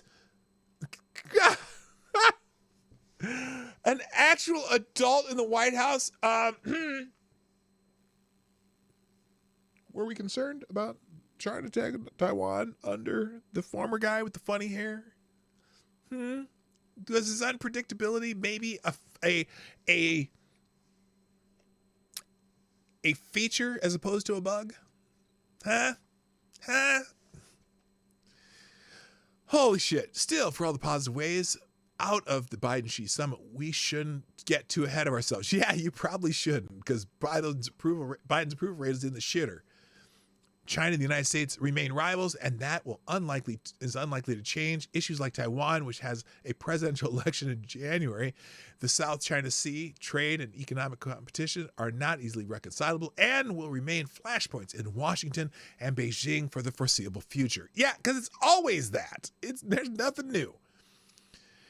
We're in a competitive relationship, China and the United States. Biden said in the news conference, but my responsibility is to make this rational and manageable. It doesn't result in conflict. That's what I'm about. That's what this is about. To find a place where we can come together and find mutual interest. Competition between U.S. and China is likely inevitable as China becomes more economically and militarily powerful and threatens U.S. global and regional hegemony. The potential for confrontation and even conflict will only increase. Well, yeah, especially when they're doing that, whatever that thing is, the money and the new coalition of monetary funds, whatever. What is it, BAMF or bank or whatever it's called? Yeah, they're gonna try and take the problem. Here's one problem. Whenever I see here, I don't need to put this on the screen anymore. Thank you, Gunfox. Here's one problem. Every time I see a lot of the other countries around the world try to say, "Oh, well, we're going to get rid of the dollar. We're going to tank the dollar. We're going to do this or that," right? China needs us probably more than we need them. Yes, you can sell to the rest of the world. BRICS. Thank you, Andrew Thorsten. Yes, you can sell to the rest of the world, but we're the largest consumer in the world, and that is if you destroy the country that's buying your shit the most, and then they tank all the other countries because they buy everyone else's shit too, you don't have anyone to sell shit to. You do, kind of, but if you tank this country, it tanks a whole lot of other countries that depend on us to sell shit, to buy shit for themselves. And so then you tank everybody. We're still the economic engine of the world in a way. You know, our economy goes south and everybody's economy goes south. Now, certainly, as other countries grow and get better, whatever, thanks to us, yes, there's more customers around the world, but we're the customer around the world. And, you know, if that's a good or bad thing, I don't know. Because we certainly have the capacity and resources to just produce our own shit. Yes, plus China relies on the U.S. Navy to make sure the global trade keeps going. Yeah, that's the other thing, which, you know, that's the one, the world police thing that makes sure that, you know, Somali and New Zealand pirates don't steal all your shit. I don't know why I added New Zealand in there. I don't think there's a lot of pirates from New Zealand, but you know what I mean? You know what I'm saying. All right, last article from Gunfox. Oh, this is another one. Dean Obadiah. Oh, God. This jackass. And this is also... Oh. Well, this may be a different thing, but this is a story, an opinion piece from This is CNN. Dean Obadiah, he's a jackass, has an opinion piece. Opinion, what this judge said about Trump is bone-chilling.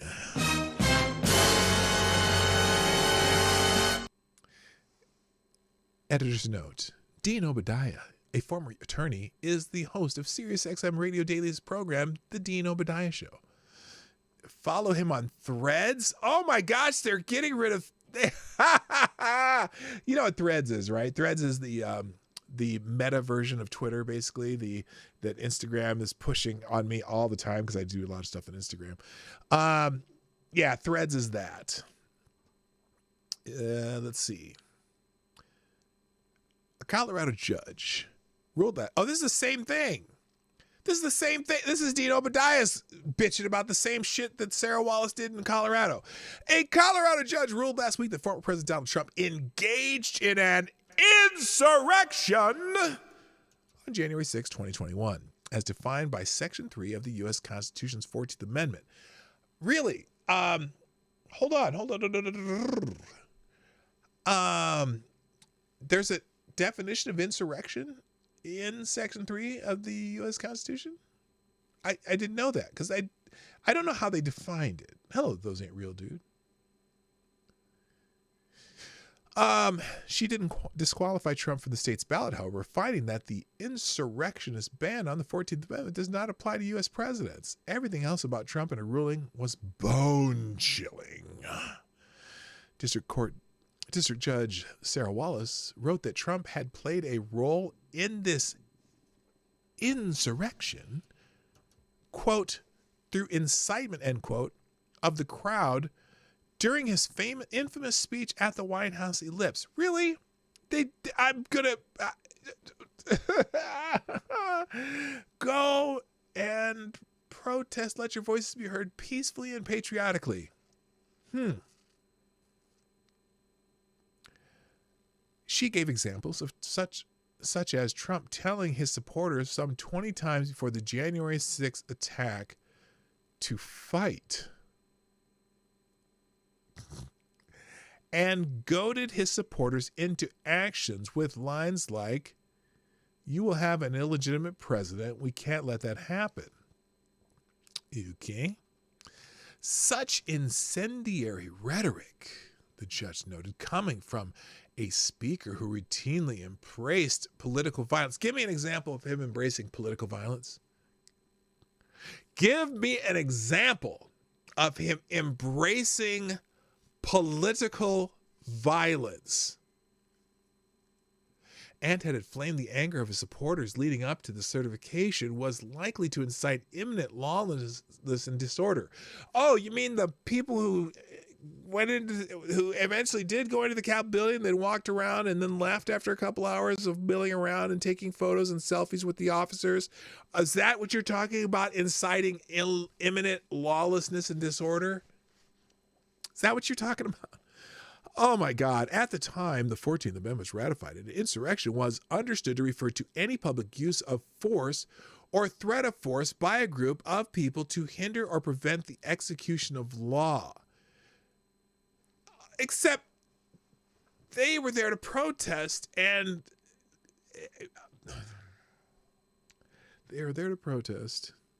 attempting to get the vice president to do what they believe was the law. It's fascinating how they twist this around. Wrote Wallace in her 102-page opinion. The events on and around January 6, 2021 easily satisfied this definition of insurrection, she concluded. And that's an interesting conclusion. I disagree with it. The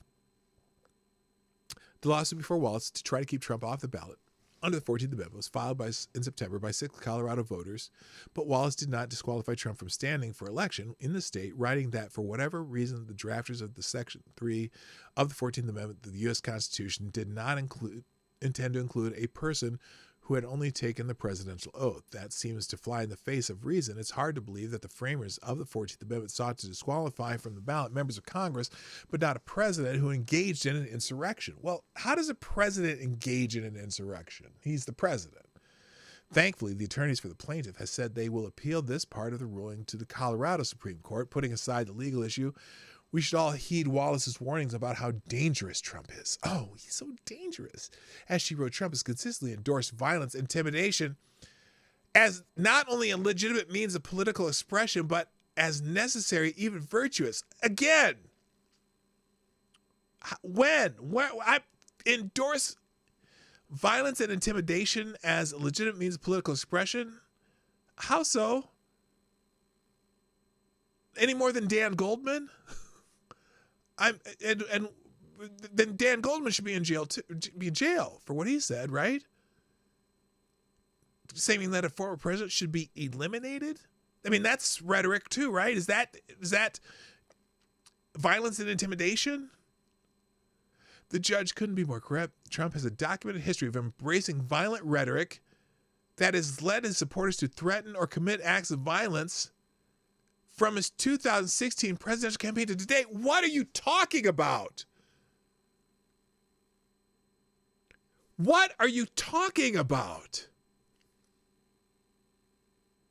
But the court's findings are even more alarming against the backdrop of Trump's unhinged rhetoric in recent months, saying that he would serve as a retribution against his perceived political enemies, some of whom he referred to as vermin.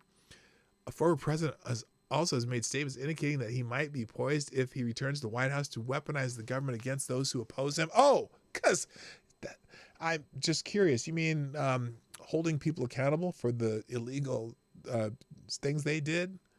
Maybe. I don't know, because that's what it seems that's how it's being used right now by the committee that puppeteers Joe Biden.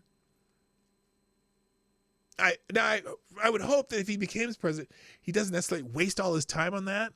But there are a lot of people who, like, for example, let's take an example here. Someone was asking me about Mark Milley the other day, and Mark Milley is, very anti-Trump, and Mark Milley's afraid that he'll be arrested if Donald Trump becomes president. Didn't Mark Milley, the general, basically commit, I don't know if you'd call it treason, but when it was talking about, he's supposed to report to Trump about troop levels, and he admitted that he lied to the president about troop levels and whatever, and the decisions made, and that he should be court-martialed for that, shouldn't he? Shouldn't he? How about all these so-called intelligence officials who lied about the Hunter Biden laptop thing and all signed a letter? Is that, I don't know if that's illegal or not, but it's certainly interesting. That's certainly some election interference, isn't it? When they knew it wasn't, when the FBI, shouldn't the FBI should have said, no, this is a legitimate thing, but no, the FBI pretended that they didn't, we know nothing, we see nothing.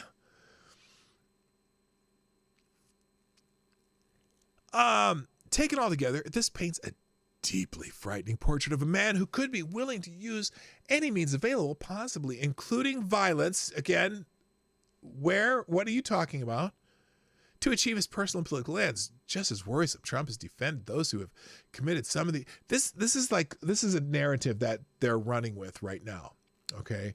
That Trump is promoting political violence. And I'm still trying to understand what he's talking about. I don't see it. For example, Trump has repeatedly slammed the unfair prosecution of his supporters who waged the January 6th insurrection to prevent Congress from certifying President Joe Biden's victory. Yeah, there are many unfair prosecutions in that case that have not been taken against similar or even worse cases. So yes, their heavy-handedness with a whole lot of those January 6th people who were some of them they walked in and they stood around. Yes, there are definitely unfair prosecutions of some of those people. The ones who engage in violence, maybe not as much. They probably, like I said, they should be prosecuted. But I'm sorry. The people who wandered in and were escorted through the building by Capitol Police probably shouldn't be going to jail for years, and it shouldn't have been held in solitary confinement up until their trials. I'm just saying. Ones who actually assaulted police, yeah, they should be charged with assault.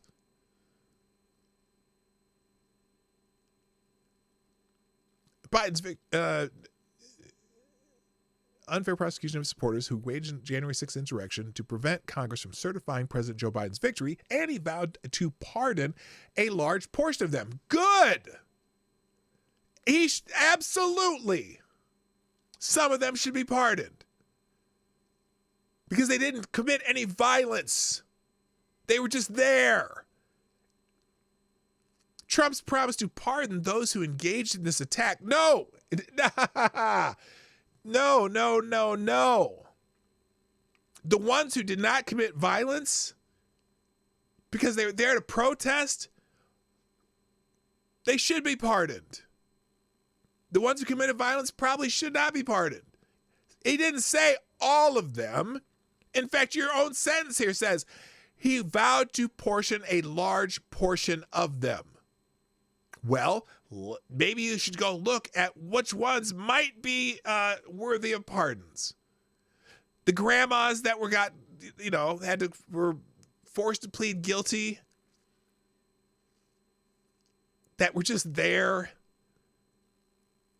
and they basically were going to ruin their lives and make them, bankrupt them with prosecution. Give me a fucking break, Dean. Trump's promise to pardon those who engaged in this attack could be seen as a message to his supporters that if they engage in future violence in his name to help him win in 2024, he would pardon them if elected president. Is that again, projection. That's projection. All the violence that all of you shitbags on the left have been committing since Donald Trump announced that he was running for president. And again, I didn't even vote for Donald Trump the first time. I voted for a fucking meteor. All of you assholes have been committing political violence for years. And it's been almost all one way.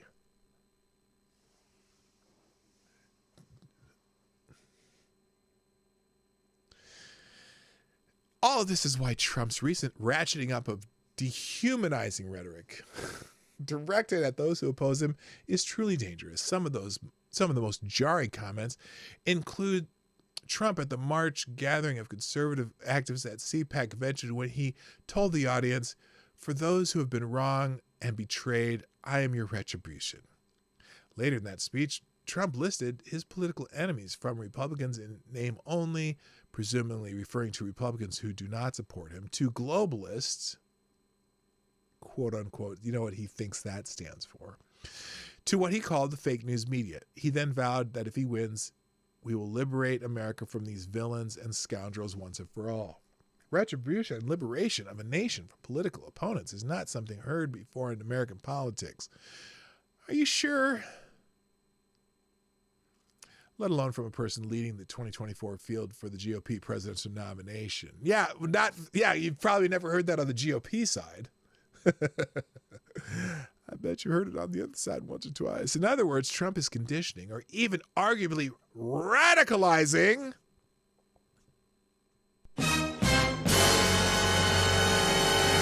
his supporters to believe that those who oppose Trump are vermin who must be liberated from our nation. This explains why experts, here are the experts again, such as historian Ruth Ben-Ghiat, are warning us that Trump is now employing language used effectively by Hitler and Mussolini to dehumanize people and encourage their followers to engage in violence. There it is. There it is. He gets the Godwin Award. Wallace found that though Trump engaged in a violent insurrection, again, no. in January 6, 2021, she could not disqualify him from the ballot. Now, nearly 3 years after that insurrection days, Trump is even more desperate. He understands that the most effective way to remain out of prison, giving his faces 91 felony charges in 4 jurisdictions, is to win in 2024. The situation is more than combustible. It very well could be the recipe for the downfall of American democracy as we know it. Again, they're on this. It's the theme across the entire left-wing media. It is dangerous for democracy if we vote for this guy. if the nation elects this guy, it's dangerous for democracy. Democracy. Isn't that special? Oh boy. All right. I'm going to finish up with 3 videos that I found on the internet that are interesting, unrelated to anything we've been talking about, but they're just interesting. So I thought I'd we'll go through all. Oh no, I can't do the third one. It's 27 minutes long. I'll present it and then you can watch it on your own time. So let's start with this one. Apparently some people are upset that in Israel, let's see, this is, apparently this is a song some Israeli children okay, let me get this right. I want to get this right. Electronic Intifada posted this. Watch Israeli children sing, "We will annihilate everyone." Now, again, then they add "in Gaza." Okay, now, they quote, "We will annihilate everyone," end quote, and they say "in Gaza" against a background of destruction. Disturbing video was posted, then deleted by Israeli national broadcaster Kan News. We captured it and added English subtitles, and apparently a couple people have confirmed that the subtitles are accurate. So let's look at this and notice again they put in quotes "in Gaza." Now let's see if they say that we will annihilate everyone in Gaza, because I've got a feeling that there's a little bit of nuance here that doesn't say "in Gaza." But I'm I don't know the oh, God Fox, take it easy, man. Thanks for dropping in and thanks for giving all the articles. Take it easy, my friend. So again, notice the quote here ends at "everyone." Who is the everyone that these people are talking about that they wrote into this song? So here we go. We're gonna watch it and see the translation as it goes. And play. All right. Now, again, and this is people who are against Israel doing these subtitles, but they say that the Israeli scholars or people who speak Hebrew say that they're accurate. But again, I want to see if when they say "everyone," if they're talking about everyone in Gaza. Song created by Israeli public relations firm Rosenbaum Communications. Here we go.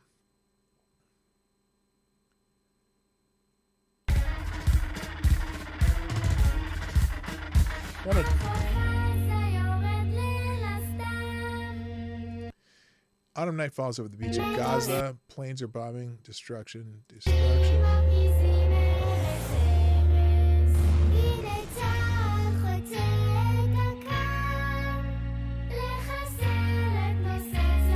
Now, here's something that gives you a hint who the everyone they're talking about is. To annihilate the swastika bearers. Oh, well, that's a little different than everyone, right? Is that everyone? Does everyone in Gaza bear a swastika, so to speak? And I'm sure that's a euphemism for, people want to kill them. So that gives you a hint who everyone is, I think, doesn't it? I wonder if that is referring to Hamas.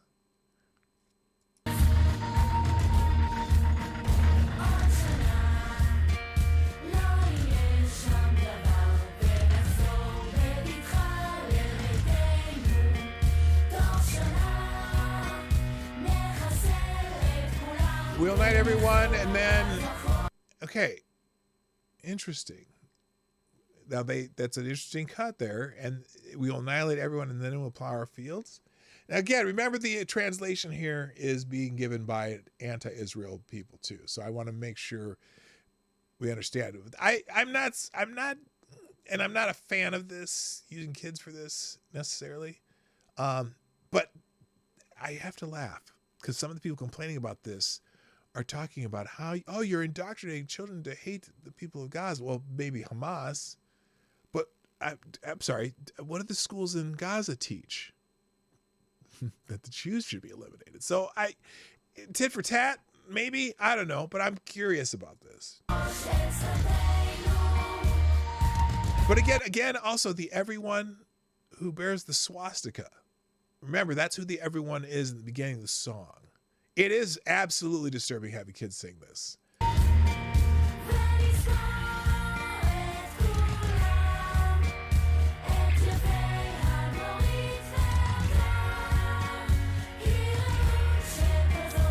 The other part too about this too, remember, Israel is a multicultural society. Just so clearly they don't mean the Arab Israelis, do they? No, they talk about the Israeli army killing everyone with the swastika. People who attacked.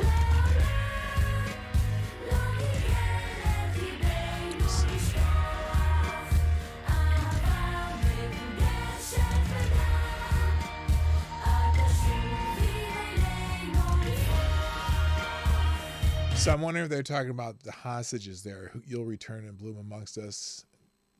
I don't know.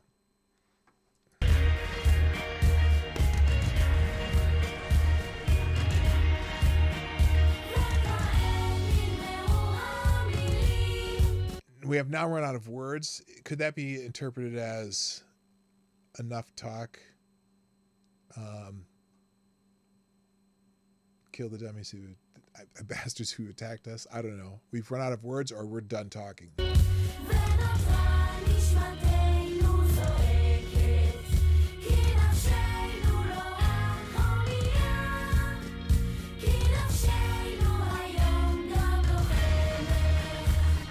Today our soul also fights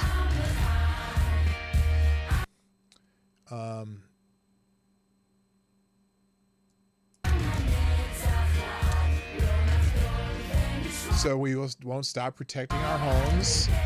Okay, we won't be silent about this anymore. We'll show the world how today we destroy our enemy, the enemy who came in and murdered 1,400 of us. It's like, leave us the fuck alone or find out. There are some, definitely some. It's a bit disturbing because this is not something that happens in my culture. I'll tell you that.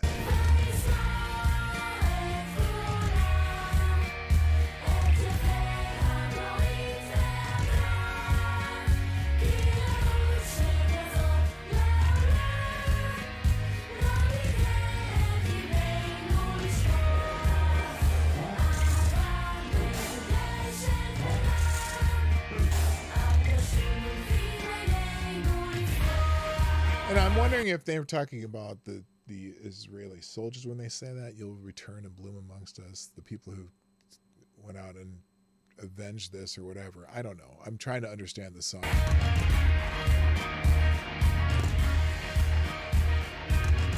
And again, they say the interpretation is the same, but again, where did they say they'll kill everyone in Gaza? The ones with the swastikas was the very first line. It specifically said who they're talking about. So anyway, it is, they're saying, isn't it genocidal, Elon Musk? And they say that we educate hatred. They have no limits. This is Zionism. I'm sorry. You mean the kids that look, pot kettle, if you're saying that.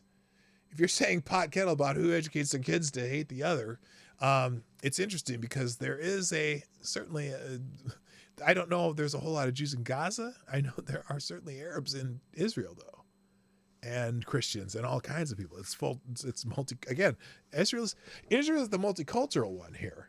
So I don't know, man. I'm not. Am I a fan of that song? No, but I think they're talking about annihilating everyone who attacked them. The ones with the swastika, basically the ones who attacked us. Not everyone in Gaza. It doesn't sound like they're saying we're going to kill everybody. Even though, you get translations. It's like translations of the Bible where you go, oh, that doesn't really say that. I don't know. Anyway, that's fascinating. All right, second video. The third one we're not going to watch, but the second one is another one. This is totally unrelated. This is a teacher talking about the perils of teaching kids these days, because there's some places where the kids are fucked up, and their parents are nuts. And this is a woman who she's a dance teacher, but still she's talking about how kids are just a mess these days. This is interesting, so let's watch this one. I'm calling out all the parents. If you're a parent and your child is in pre-K to elementary school. Again, she's talking about pre-K to elementary school kids. Listen to this. Oh, I'll put it on the screen too. Duh. Here we go. Let's see. That's good enough. Here we go. Elementary school to high school, I'm calling you out. The children today, I have never experienced, and I'm 22. So you're a kid yourself, basically. Having to teach and work with you guys as children has been the most traumatic experience of my life. Maybe this is why I teach 5-year-olds ballet. Okay, Kat, I want you to make sure that you heard that carefully. I want to make sure you heard what she just said. She says, I teach 5-year-olds ballet. 5-year-olds ballet. Now, listen to her story here. This is concerning. 5-year-old girls ballet. I have a class of 10 students. They don't respect any authority. You ask them, can you stand in your designated spot? They're telling you no and shut up. They're throwing things at each other. They're throwing things at other people, other classmates. 5-year-olds. You say, can everybody sit in their spot? I don't want to. I'm not doing that. You don't get to tell me what to do. You're not my mom. You confront the parent. The parent tries to argue with you and fuss at you because you tried to reprimand and redirect their kid. I told a young little girl, please sit in your spot. You're not my mom. You don't tell me what to do. 5-year-old. Okay. When her mom came to pick her up, I said, hey, your daughter's having a hard time following instructions. And 7 times today, I've had to redirect her to just sit in her spot. Well, clearly she didn't want to sit. And mind you, this is a mom. Clearly she didn't want to fucking sit right there. So, I mean, if she's telling you she don't want to do something, why keep asking her to do it? You know she's not going to do it.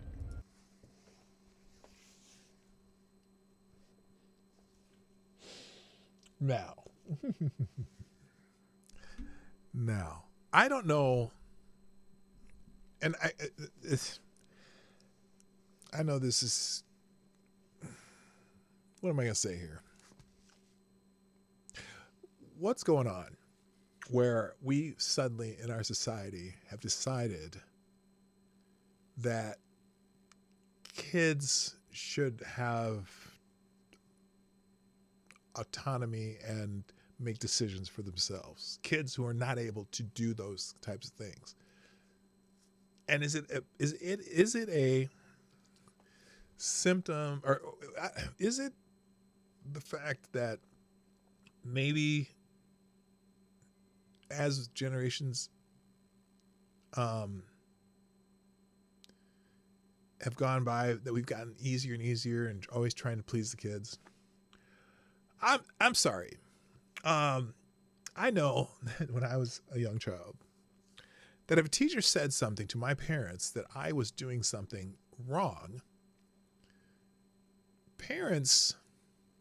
my parents would be in my face first, not in the teacher's face. Because they know kids can do wrong. And I guarantee that mother who said, oh, well, maybe she shouldn't, she didn't want to sit there. Maybe you shouldn't tell her to do that. Does that mother allow that too? And I saw a video. I think we showed this video of the kid talking back to the parents, and then the parents went and took their TV and their PlayStation and ran over it with the truck. And the kid was like, ah! It's like, hey, are we afraid to give kids consequences anymore?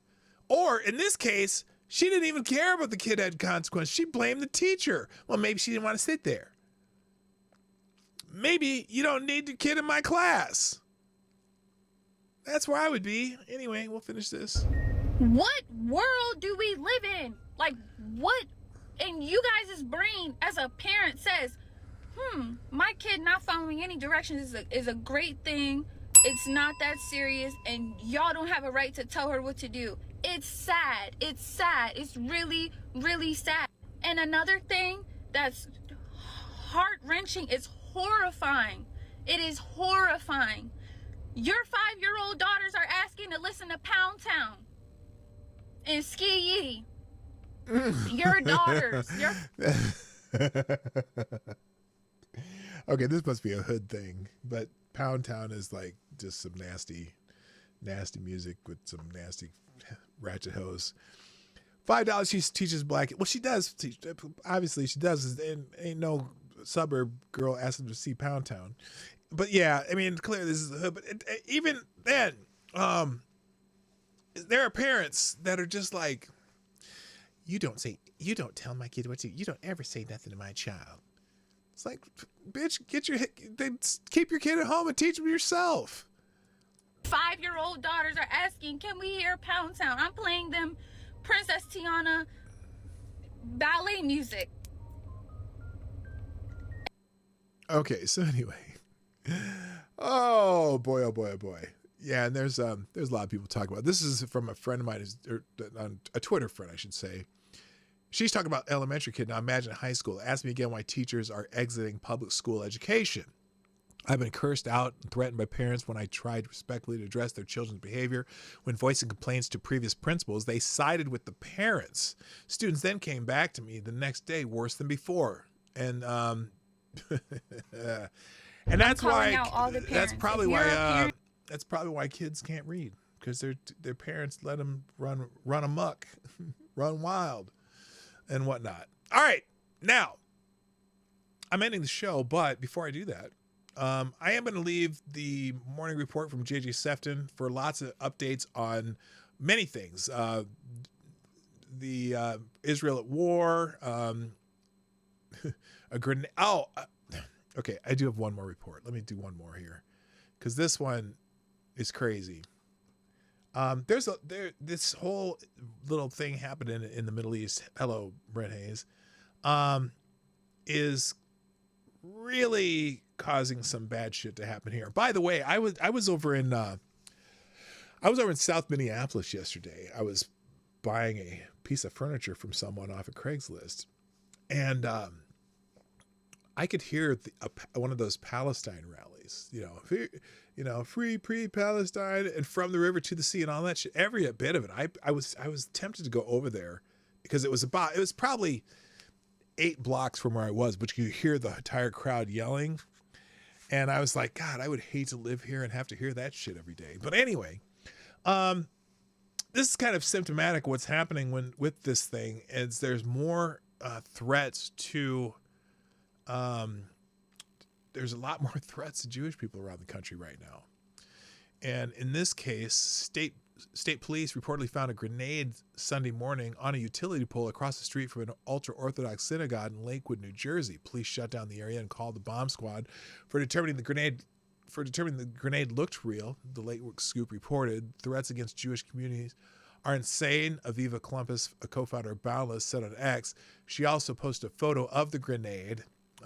It looks realish. Ocean County prosecutor Bradley D. Billenheimer later told the outlet the grenade was genuine but inert and non-explosive. There was no danger to the public, and this remains an active ongoing investigation. Lakewood home Lakewood is home to a major Jewish community and ultra-Orthodox community. Alone accounts for 15% of the town's population, NewJersey.com reported back in 2017. About 2/3 of the over 100,000 residents of the town are Orthodox Jews, the outlet noted in 2018. Now wait, what? Wait, that doesn't make sense. It goes from 15% to 2/3? I don't know, anyway. So New Jersey as a state is host to the third largest Jewish community in the United States, the Gateway Center for Israel reported. There's been a rising tide of anti-Semitism following Hamas's invasion of southern Israel on October 7th and the ensuing Israel-Hamas war in the Gaza Strip. Data from the New York Police Department shows anti-Semitic attacks have risen over 300% in the Empire City in the month of October alone. France's Interior Minister mentioned November 7th over 1,000 anti-Semitic attacks have taken place in his country since the outbreak of the war. And in Germany, a synagogue was firebombed on October 18th. So, Jews should start chanting from the river to the sea, Israel will be free. Wow. Yeah. It just seems that there's one side that's willing to have a two-state solution and one side that's not. And that side that is willing seems to be the guys with the flag with the blue star on it. And the guys that aren't have a bunch of people chanting around the United States for them. It's insane. And clearly, when you hear that phrase, it's like, Palestine, huh? Palestine will be... Palestine's an invention of the Romans. Syria Palestina is what it was called when they changed the name of Judea to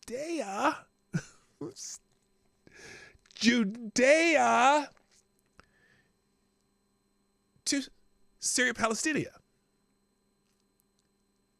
Judea. What does that mean?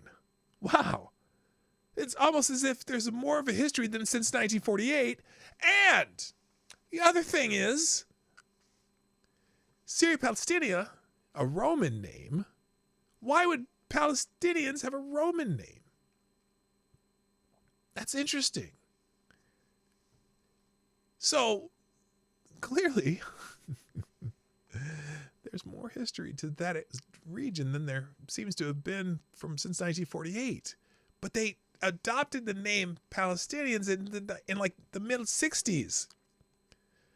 There was no Palestine in history. I mean, if you count Syria Palestina, and I suppose I guess the British, when they took over, because remember, the Turks took over that region for a long time, and a lot of the Palestinians probably have Turkish roots, the so-called Palestinians. Not Arab roots, but... And again, like the one guy said, this, it's an amalgamation of many different cultures, But the idea that it was never a Jewish land, I don't know, man. I don't know. It just doesn't make sense. And on that note, I got to go. Ladies and gentlemen, thank you for joining me today on the Morning Night Live. I am here Monday through Friday, as you know, and this time, around this time on this channel. And thanks for being here today. Hit the like button, share the stream, and do all that stuff. 22 people, 22 likes. That's good. I know there were more here at one point. But so if you haven't done that yet, do that on both Rumble and on YouTube. Thanks for joining me today. I'll be back tomorrow for probably a short show. I'm cooking all day. And I'm going to be cooking all morning Thursday. But I got to go check my turkey, by the way. So, we'll be back tomorrow, normal time. Probably won't do a show on Thursday, but I'll be back on Friday too. So, Wednesday, Friday, maybe Thursday. Who knows? I might just have you join me in the kitchen on Thursday while I'm cooking and just move the camera around and do it from my phone. We'll see. Anyway, y'all have a wonderful, wonderful day. Oh, wait a minute. Nope, I'm not stopping the show. So if you clicked off, what are you thankful for? Okay, there's 4 of them. There's 4 of them in here on the what are you thankful fors. Thank you, Avocados Diablo. I am thankful that you read what I typed, no matter how asinine or off topic it is. Well, that's kind of my job here, right? That's kind of my job. And, I never think of it as asinine. I just think you are very humorous and I enjoy the banter. I appreciate that. James Colley says, I'm thankful for all the people who have donated and wanted to donate but not able to. Oh, that's right. Oh shoot, James I need to put that link. James is having, there's a GoFundMe for James. I'll put that in the links tomorrow. I got to find that again. I apologize. I meant to do that. If anyone can help James Colley out, that would be great. I'll get the links later. Select Boy, I'm thankful I'm still alive in this ridiculous regime. Yeah, that's a good one. And Somnable Nation, I'm thankful for modern medicine, except for Pfizer. So, all right, that's today's. We'll put the question up again tomorrow. Thank you for participating in that. Tomorrow's just going to might be the whole show of what are we thankful for. There's a lot of things to be thankful for that we could do. So, thank you very much for participating in that. All right, guys, I got to go. Thank you. My name's P-Dog Knight, and I'm out of here. Bye-bye. Have a great day. Links will be in the chat. Hey, this is P-Dog Knight, and thank you for watching today on the P-Dog Knight channel.